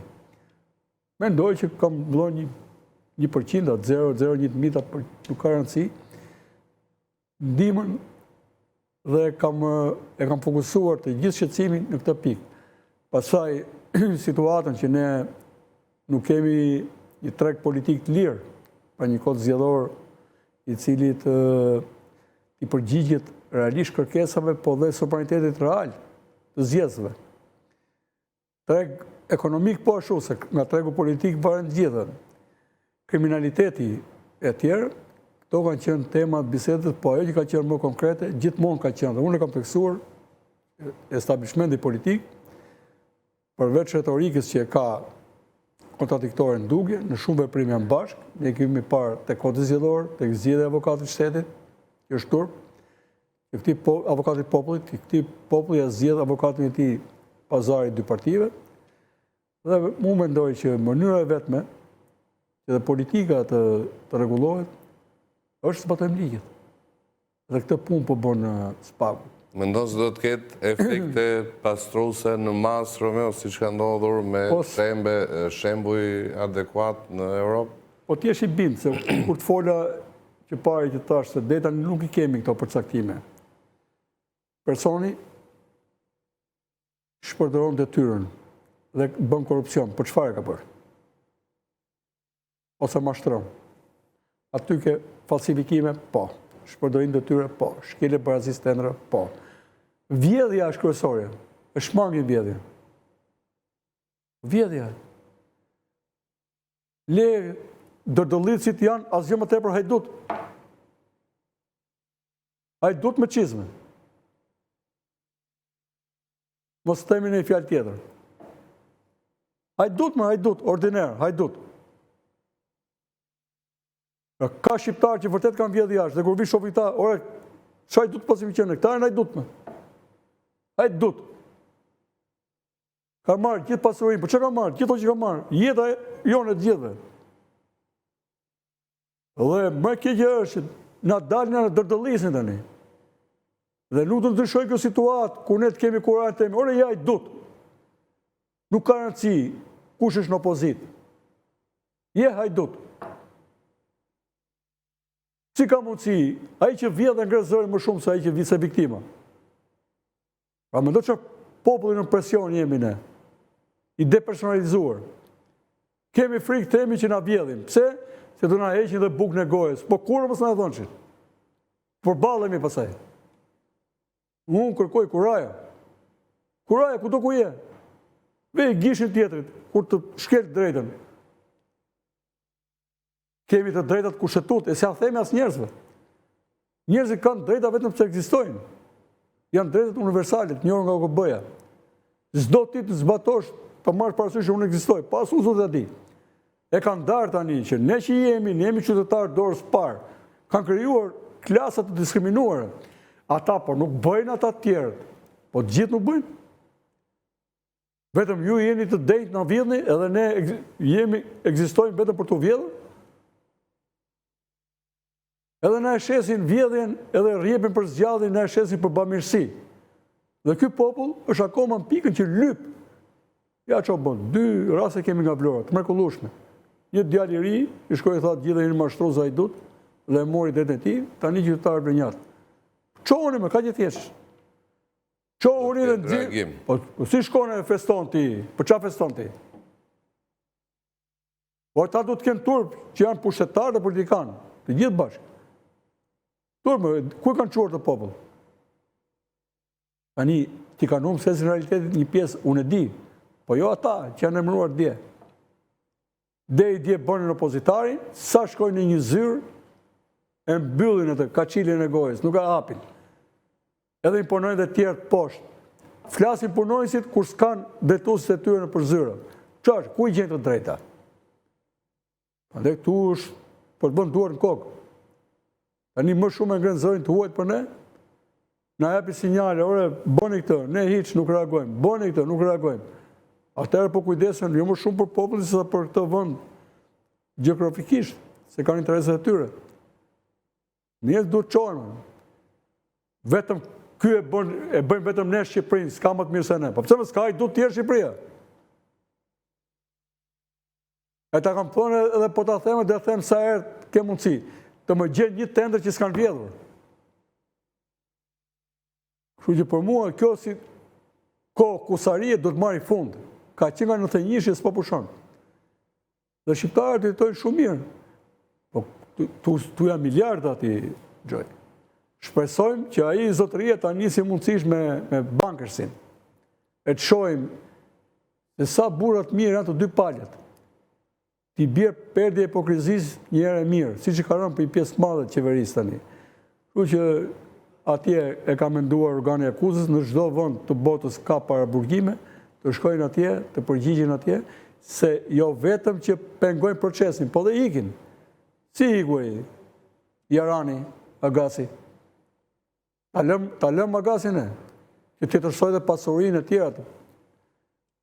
Që ne duhet të shtohem bile, jo të jetë më fort, të jetë më drejt për drejt, ligj, asgjë tjetër, s'ka interpretim politik. E ke bërë të, nuk ka rëndësi për mua se kush je, çfarë kostumi, çfarë posti shtetëror ke. Je hajdut, je edhe mashtrues, ke mashtruar një popull. I ke thënë do të çoj këtu, edhe i ke çuar në theqafje. Ju fjalët e tepërta, zbukurime, justifikime nuk kanë vend më në këtë punë. Është bërë Singapori për disa muaj. Edhe nga një vend me gati 90% perceptim korrupsioni, pra zhytur në mizerabilitet si ne, sot e ka perceptim në korrupsioni 0.4, 0.5, po s'ka as të varfër. Vendet e varfëra, thot në preambull Banka Botërore, janë vendet ku korrupsioni është ulur këmbë kryq. Për të arsye, unë mendoj që llafet e tepërta janë fukaralli. Mjafton të flasim kur je për të bërë aksion, bëj aksion dhe flet vetë puna, domethënë. Kështu që unë mendoj që qeveritarët dhe ish qeveritarët janë në hall. Një sinjal është të shohim a do përshpejtohet kjo ndërhyrje amerikane, po dhe ne duhet të shohim patjetër një atje, edhe t'ju themi këtyre boll, ju që ngrini zërin, dërdollisni sa në median e shkruar, sa në mediat vizive tjerë, që tregoni që çeka Velia pa gjyqje tjerë, jo është me vendim gjyqi. Ta mbyllni gojën atje, se ato 800.000 euro brek, ato vitet që prishën për t'i hapur dritë vitës tjetër, e ato që janë kapur, ato parate tjerë, ato janë të pajustifikueshme dhe ato janë vjedhje kështu ashiqare. Dhe siç kam thënë me gojën plot, ka vjedh Berisha, Meta, Veliaj, për mu them kanë vjedh gjithë bashkë. Nga i pari deri ke i fundit. Domethënë nuk bëhet gjë këtu, domethënë këtu Edhe një lëvizje që bëj unë, e marrin vesh gjithë, e din si kronë gjithë. Qa qëndrimin do mbaj merë o merë, e se dikan për para to. Ta të mbaj përgjësi. Edhe të mos ketë vjedhur dhe kjo i gjati, s'ke vjedhur mbaj përgjësi që vodhën ata që vure ti. Ke pasur të gjitha mundësit, dhe ke pasur kompetencët tënde ti e mrosh ti njerëzit, ti ke vën njerëzit, ti ke heq pa i thënë, ti ke vën pa i thënë. Mbaj përgjësi, vla. Që ti gjithmonë bëm pikap, zjedh hajdutët. Si nuk zjodhe një të mirë, do më tënë. I vetë mi moj sakti që ka dalë tani, e jo në braqja, po i marrë me emra, a i ish ministri Jashëm Hasani, që nuk përfolur, dhe e vajza që punon për Europën Marinda Dhuka. Këto 3 emra kam parë unë që nuk janë përmëndur. Këto tjerë e ministrët të rinë, akoma se kemi digjuar zërin të vetë. Ok, Romeo, shumë falemderit. Falemderit ju edhe njërë gëzuar gjithë. Gëzuar dhe falemderit për gjithë kontributin gjatë këtij viti. Mirëmiq, do të shkojmë me shpejtësim publicitet, kthehemi pas pak.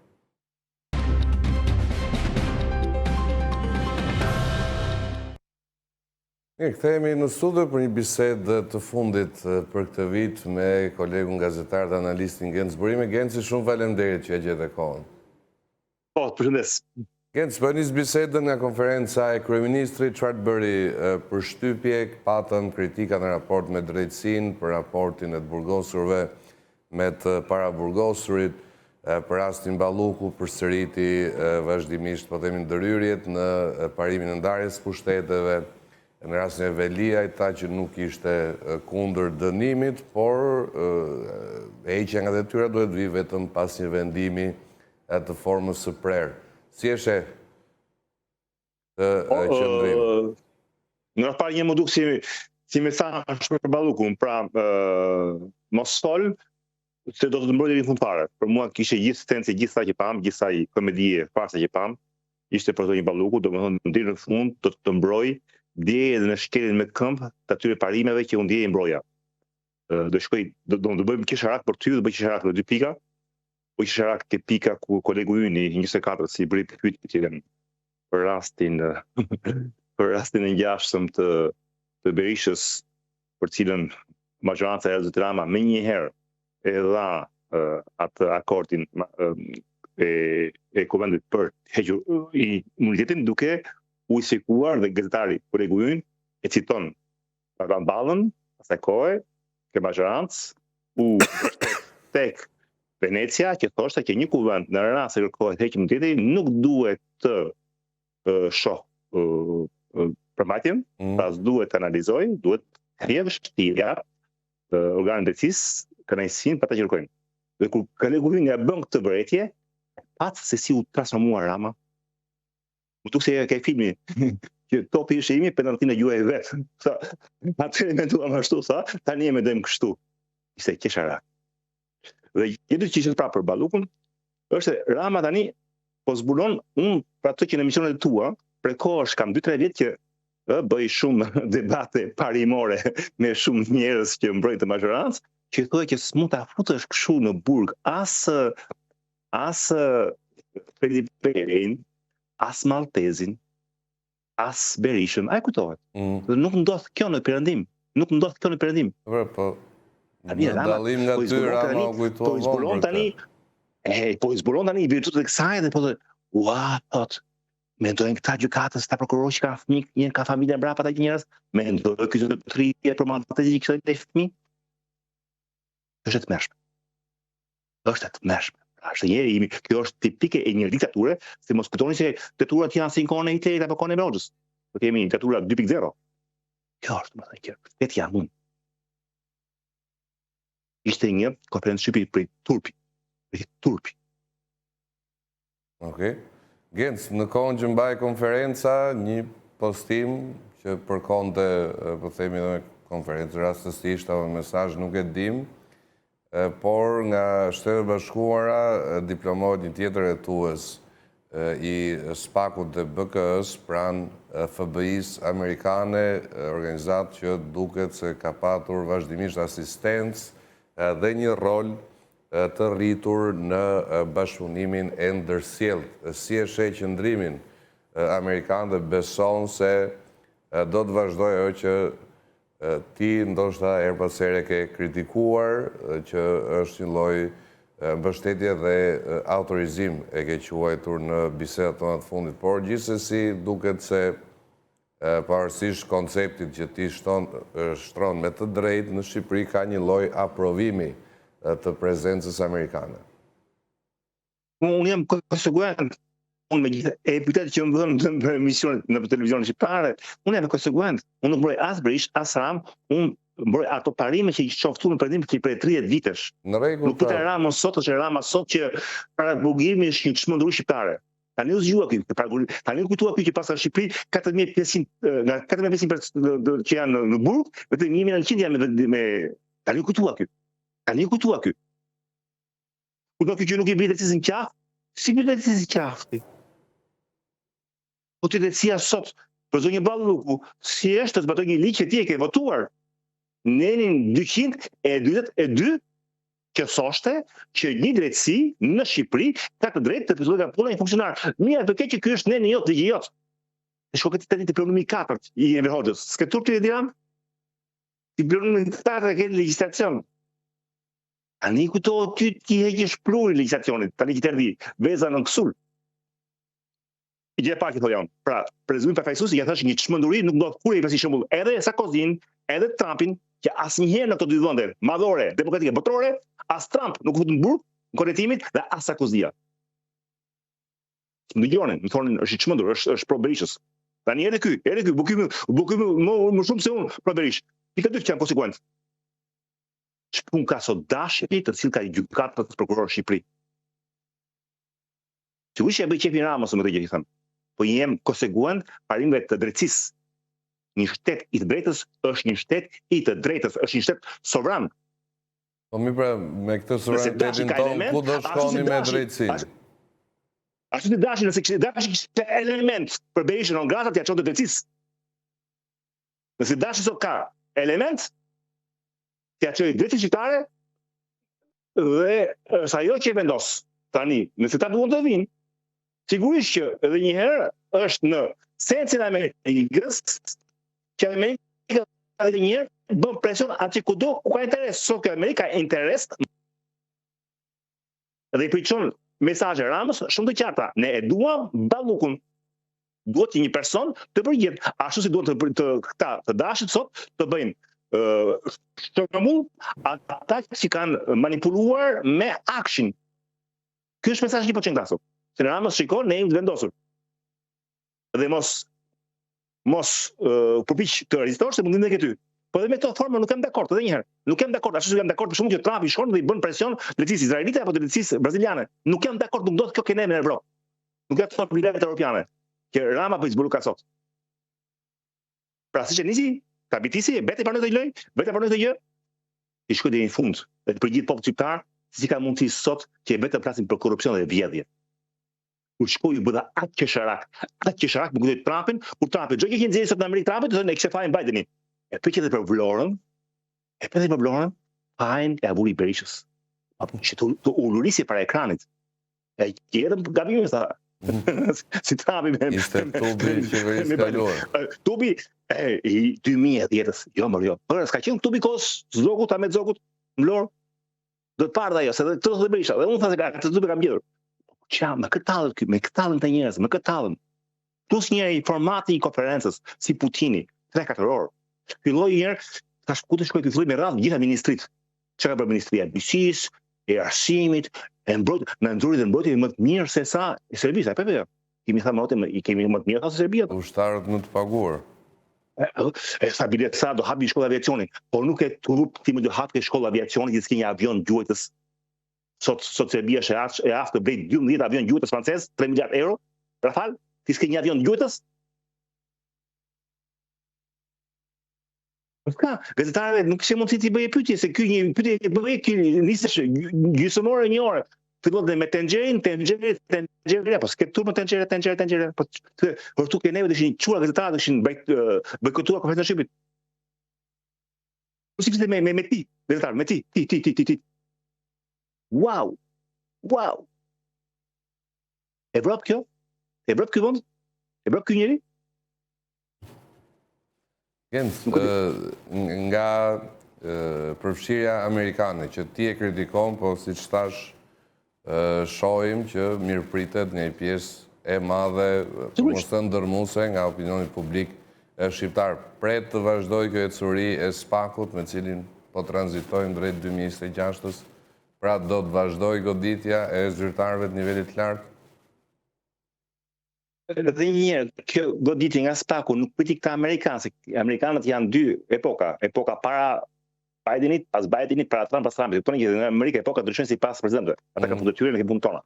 Shumë bukur. Don ke një epokë të re me Trumpin, me Po ikën marincat tha Rama në fillim të vitit. Ke një epokë të re me Trumpin, që momenti që u thirr në fillim fshatorit, fund Gushit, fund Vapos, që u thirr Dumanin, kujtohet në Dash. Në moment që një epokë të re. Në moment amerikanët thanë që nuk e duan më Dumanin. Para këtyre amerikanëve të sotëm, amerikanët e kaluar, të Blinkenit donin Dumanin, po donin që Dumanin të shtohesh mandati, kujtohet? Pra që në fund të Gushit ta e thanë, neve nuk e duam më këtë njeri. 31 vjetor, begati valizhet. E thanë që në fund të Gushit. Nuk e duam më këtë njeri, nuk thanë nuk duam një mandat të vazhdueshëm. Sepse ambasada amerikane foli me superlativa në momentin që u bë tranzitimi i pushtetit dhe vlerësoi si njeriu që ringjalli besimin e publikut te drejtësia. Se nuk e duam më t'ingëllon keq kur s'është ai qëndrimi. O të vazhdojmë ne kryetarët kemi fatin e madh që kemi imunitet, kuptimin që neve nuk bëjmë gjë të drunjt, se jemi as avokat, nuk kemi as jurist, si jemi as gjykatës, as politikan. Ne s'kemi gjë të drunjt. Kjo është fati jonë i madh shtypit. Dhe një herë, pa gjë të drunjt. Ke një administrat kaluar para një viti. Para një viti të erdhi Blinken në Shqipëri, ka ardhur në dorën e 2 muaj pas vitit të Bidenit. Kujto? Ka ardhur në pa. Erdhi e bëri Dumanin personazh të jashtëzakonshëm, bëri në 10 personazhe të mira të Amerikës me dekorat të kuqtarit kundra korrupsionit. A kujtohet? Shumë mirë. Pasti erdhi numri 2 ai që zëvendësoi Escobarin, që harba emrin, që erdhi në Tiranë, tha dua të zgjatet mandati. Kush? Deming apo i referohesh vizitës më të mërshme? Mbas Blinken erdhi numri 2, pastaj që zëvendësoi e kam me kë. Dhe jem emrin, që tha që duhet të zgjatet mandati. Pas 9 muajsh, jo gjë të drunjt. Ka thonë, dashit thonë, që nuk e dua më Dumanin, duhet që Dumanin mos zgjatet mandati. Unë te përkthej, nuk e dua më këtë njeri. Ti mund ta bësh më të lakuar, më të zbukuruar. Ti lyhesh thonjë, por nuk e donin më Dumanin. Pra që në moment amerikanët ndruan strategji me këtë SPAK, me këtë Altin Duman, shumë bukur. Jep, si duket, me sa duket, vlerësuan dhe për mendimin tim që edhe kjo administrat thot punon shumë për ekonominë amerikane, do të kuptoni gjithë. Kasanov, i referohesh Kasanov. Të thash me kë edhe nuk do. Dhe çdo vites të thotë kishte një lloj kështu tingulli tip Ukrainës së Rusë emri. Kasanov, eksakt. Dhe shikoj të qartë ti, ka dhënë 10 orë kaluar, 10 orë kaluar. Para një viti, që tha ti zgjatet mandatit. Ndroj mendim pse? Për mendimin tim, kjo administratë ka një mirë apo keq që ka një rrëfyes, që është ekonomia amerikane. Në emër të ekonomisë amerikane ta bëjnë nam, të fusin edhe lade taksa doganore të jashtëzakonshme, Japonisë, Europës. Në emër të ekonomisë këta bën atë që bën me maskun, atë dodgjin, ato shkëtimet buxhetore, në mënyrë që ekonomia amerikane të merret primare, në marrë, dhe në emër të ekonomisë amerikane. Këtë administrat dëgjon fare mirë dhomën e tregtisë amerikane në Tiranë. Dëgjon fare mirë ndërmarrjet amerikane që janë sot në Shqipëri. Thotë që është e pamundur në këtë vend të bësh biznes të ndershëm. Është e pamundur. Gjithçka është e trafikuar, e transformuar. Gjithçka. Dhe për mua kjo po ndodh sot. Prandaj ata sa duan të bëjnë shembull në mënyrë që tregojnë edhe atyre që paguajnë taksat për këtë administratë që janë dhe ndërmarrjet amerikane që janë në Shqipëri, tregojnë që ne ju mbrojmë juve. Ndaj sa dishkëndin e fund fare ti korrupsioni që bëhet i paturpshëm, se ka korrupsion të turpshëm që është e fshehtë. Po kjo është bërë korrupsion i paturpshëm, me atë që dëgjojmë ne sot nga Tirana, me atë himn që i thurte Akshit, është bërë korrupsion i paturpshëm. Tani çështja është, të amerikan a do marrin ti që do bënë Tirana si një sfidë personale? Edhe mund të shkojnë tani, edhe tek e pa imagjinueshmja, të vënë në pikpyetje edhe vetë ekzistencën e Ramës në krye të qeverisë. Atë që unë nuk e presa jo, unë them që nuk e ka ende këtë lloj mandati nga Trumpi, sepse Rama ka ende për leximin tim geopolitik, po pas ka gabon. sepse Rama ka ende, si thua, aleat të fuqishëm që e mbrojnë. Po të tre për tyre, nësë 4, që mbrojnë sepse ky i mban me para, i mban me ose me para, ose i mban me servise. Kush e mbron si vërtet Genc? Meloni. Meloni sot është si thua, politikane më e vlerësuar nga Trump. Se Meloni thotë një fjalë çiko.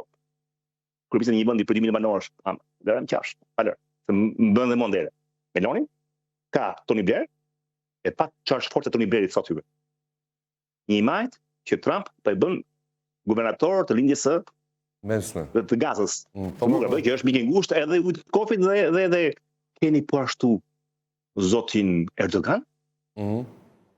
Erdogan po i kthen brapsh së 400, pra mbrojtjen antiaerore ruse po e kthen brapsh, që të blej për 35 gjujtës Amerikan, një fjalë ai e duar Ramën, se dëgjoni tjetër.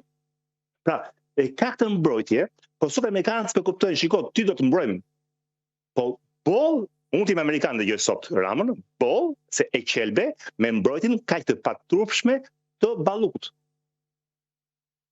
Okej. Te Rama, kjo është halli sot, është midis dy zjarreve, midis zjarrit të sfidoj amerikanët dhe zjarrit të lëshoj Ballukun. Ai preferon sot të sfidoj amerikanët, perëndimorët, sepse ka shumë pas Afrika Balluku, sepse mendon që ata që mund t'i bëjnë nder mund t'i bëjnë qeder nga Balluku, janë më të fuqishëm se ata që mund t'i bëjnë nder tek Trumpi. Pra, pasojat nga Balluku janë më të fuqishëm se sa nderi që mund t'i bëj Erdogani, që mund t'i bëj Tony Blair dhe mund t'i bëj dhe kjo po luhet sot. Ka një moment pasaj nuk e diun edhe mendsinë amerikane, një moment bollë Iran, bollë se i qelbe. Shkurtimisht se tre orë konferencë, pyetëm me bukur që ajo kolegu ton të 24-s, kjo aty i thaj qerohet, bëçedua. I tha pse nuk bën të njëjtin standard. Po. Genc, se dua të të lëdhe të lirë, mos të të marrë kohë. Shkurtimisht, çfarë ndodh nëse marrim ekuacionin tënd për bazë, nëse Rama i thot ose si thua përballet me amerikanët, çfarë ndodh nëse përballet me Ballukun? Për mendimin tim, Rama do i shkojë deri në fund logjikës tij. Domethënë, do presi 22.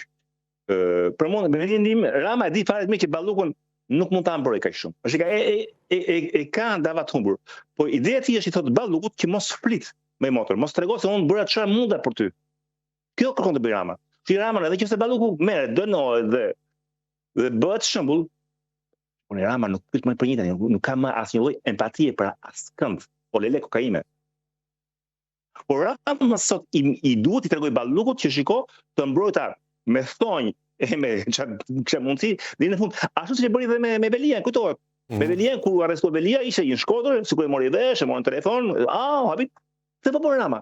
Por Rama nuk ka as edhe një lloj dashurie profesionale e tjera, as dhe Ballukut, as dhe Beliat, askund. Vetëm kokati dhe fisi i tij. Okej. Genc, ai do presi 22 korriku, 22 janarin, fal. Ato do thotë, edhe prandaj tani një moment do prisni ta. Ja tha kryetarëve, do prisni të shikoni, domethënë që të shikoni që Balluku mos do e mbrojë deri fund fare, por më lëni ta bëj këtë komedi përpara asaj që ajo mos të llap kundra meje. Kjo luhet sot, jemi në një lloj mafie politike. Okej, Genc, shumë faleminderit për sot dhe kontributin gjatë gjithë vitit. Gëzuar dhe pushime të mbarë. Gëzuar aty. Pashtu, faleminderit. Mirë miq, shkojmë publicitet, kthehemi pas pak.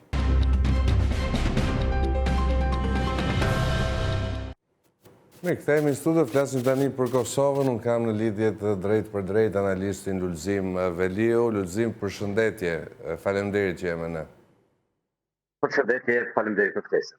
Lulzim, kemi një fitore të vetëvendosjes në shifra dhe më bindse nga zgjedhjet e shkurtit. Çfarë të bën përshtypje, çfarë pret të ndodh nga këtë jetutje?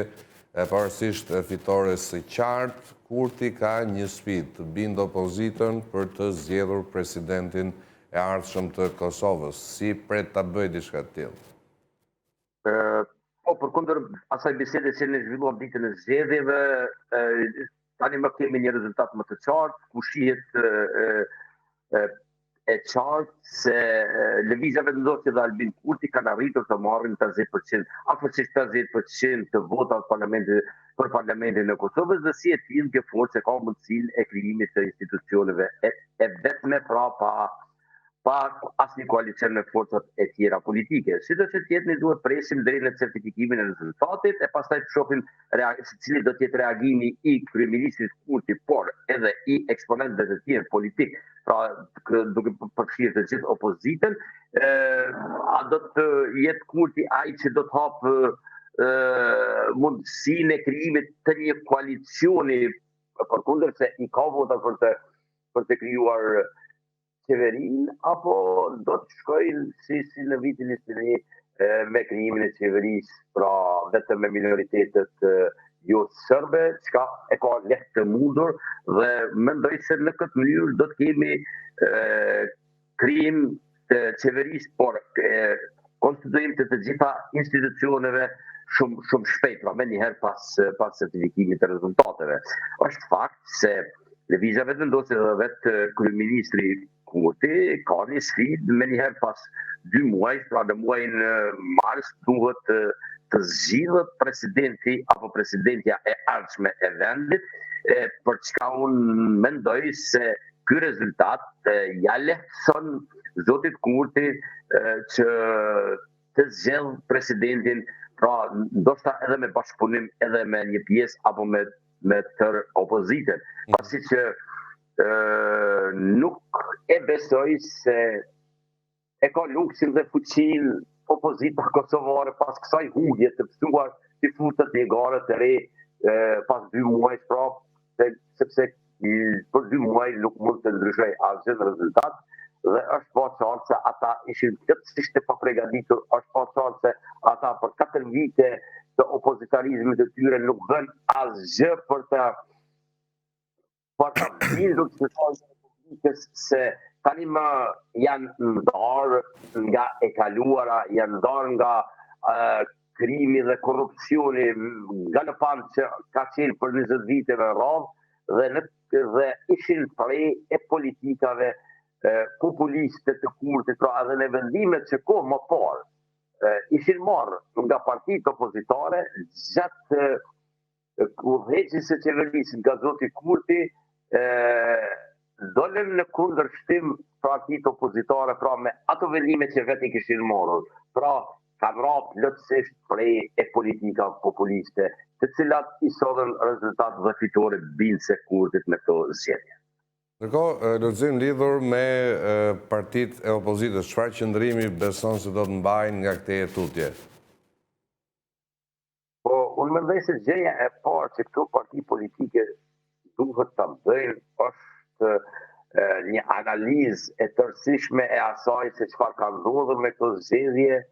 Unë pres edhe dorëheqje, sidomos tek Lidhja Demokratike e Kosovës, pasi që është humbsi më i madh, përderisa Partia Demokratike e Kosovës ka zgjedhur kryetarin vetëm 2 muaj para mbajtjes së zgjedhjeve, dhe si i tillë nuk është se mund të marrë përgjegjësi, se i takon e tërë përgjegjësia atij, pasi që bëhet fjalë vetëm për 2 muaj të udhëheqjes së subjektit politik.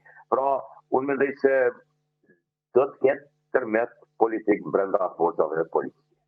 Dhe që edhe duhet të ndodhë. Ndërkohë, tek LDK-ja duket situata më e vështirë, ishte partia që humbi 5 deputet, të paktën në projeksionet e deri tanishme. Çfarë beson se do të ndodhë atje? Shohim që gjithashtu djali i ish-presidentit të ndjerë Rugova është një nga 3 kandidatët më të votuar.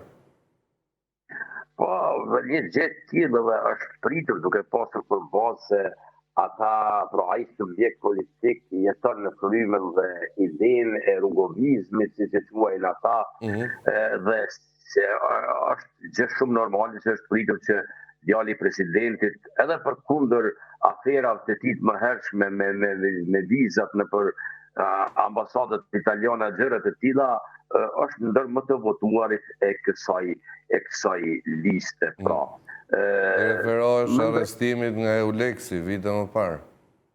Po, nuk ishte gjë koti, pra, ka qenë para disa vitësh, tamam në kohë nuk më kujtohet, por edhe përkundër asaj, ai arriti të marrë një numër të konsiderueshëm dhe do të jetë deputet i Parlamentit të Arshëm të Republikës së Kosovës.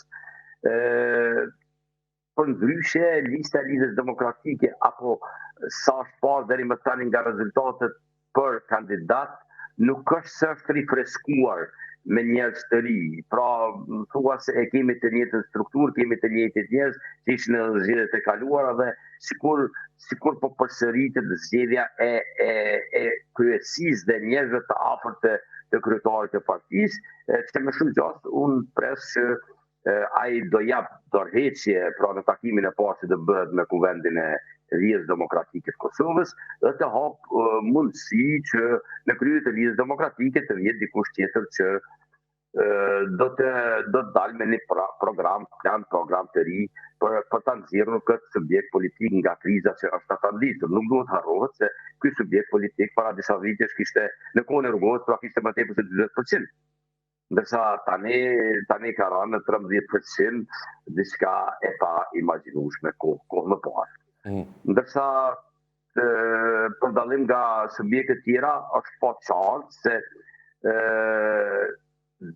në rezultatet deri tanishme se në listën e Partisë Demokratike kemi shumë eksponentë të rinj, të cilët kanë marrë numër të konsiderueshëm të votave dhe pritet që të jenë deputet të parlamentit të ardhshëm. Kjo për mendimin tim është një gjë pozitive se po vjen një frymë e re, po vijnë njerëz të rinj, po vijnë dhe si e tillë ndoshta mund të rikthehet sërish fitoreve dhe ndoshta edhe mund të kthehet edhe rezultateve të kohë më parshme. Aleanca përkundër thashëthëmeve se do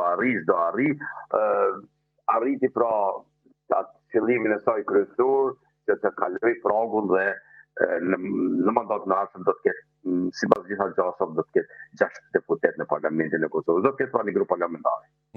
Ndërkohë, lexim lidhur me elementet që kanë bëjnë me atë se çka kërkohet nga Kurti tani e tutje. Dihet raporti i vështirë me Shtetet e Bashkuara, me ndërprerjen e dialogut strategjik, me deklarata po themi këtu atje. Mendoj se do të ketë një strategji ndryshe Kurti për ndërkombëtarët fillimisht në hartimin e kabinetit qeverisës.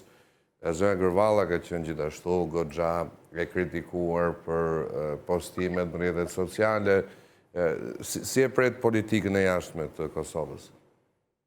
Unë uroj që së pari të kenë reflektuar dhe të kenë mësuar diçka nga mandati 4 vjeçar në qeverisjen e vendit dhe si e tillë duhet të reflektojnë dhe duhet të shohin se Kosova e vetme nuk mund të shkoj as sekundi, por për të ecur para dhe për të pasur një perspektivë euroatlantike, një gjë e tillë arrihet vetëm me miq dhe me partner.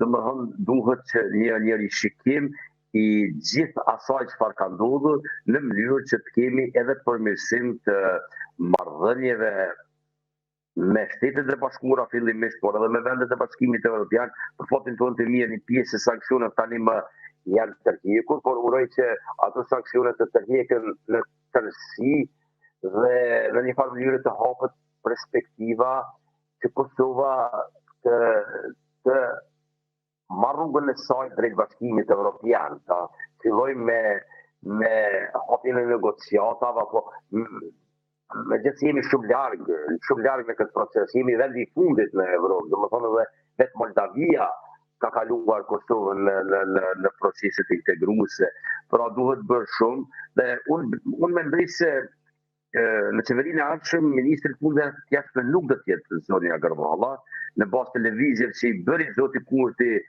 edhe në shkurtin e këtij viti, sipas të gjitha gjasave, Glauko Ljufca do të jetë një kandidat për të marrur drejtimin e diplomacisë kosovare.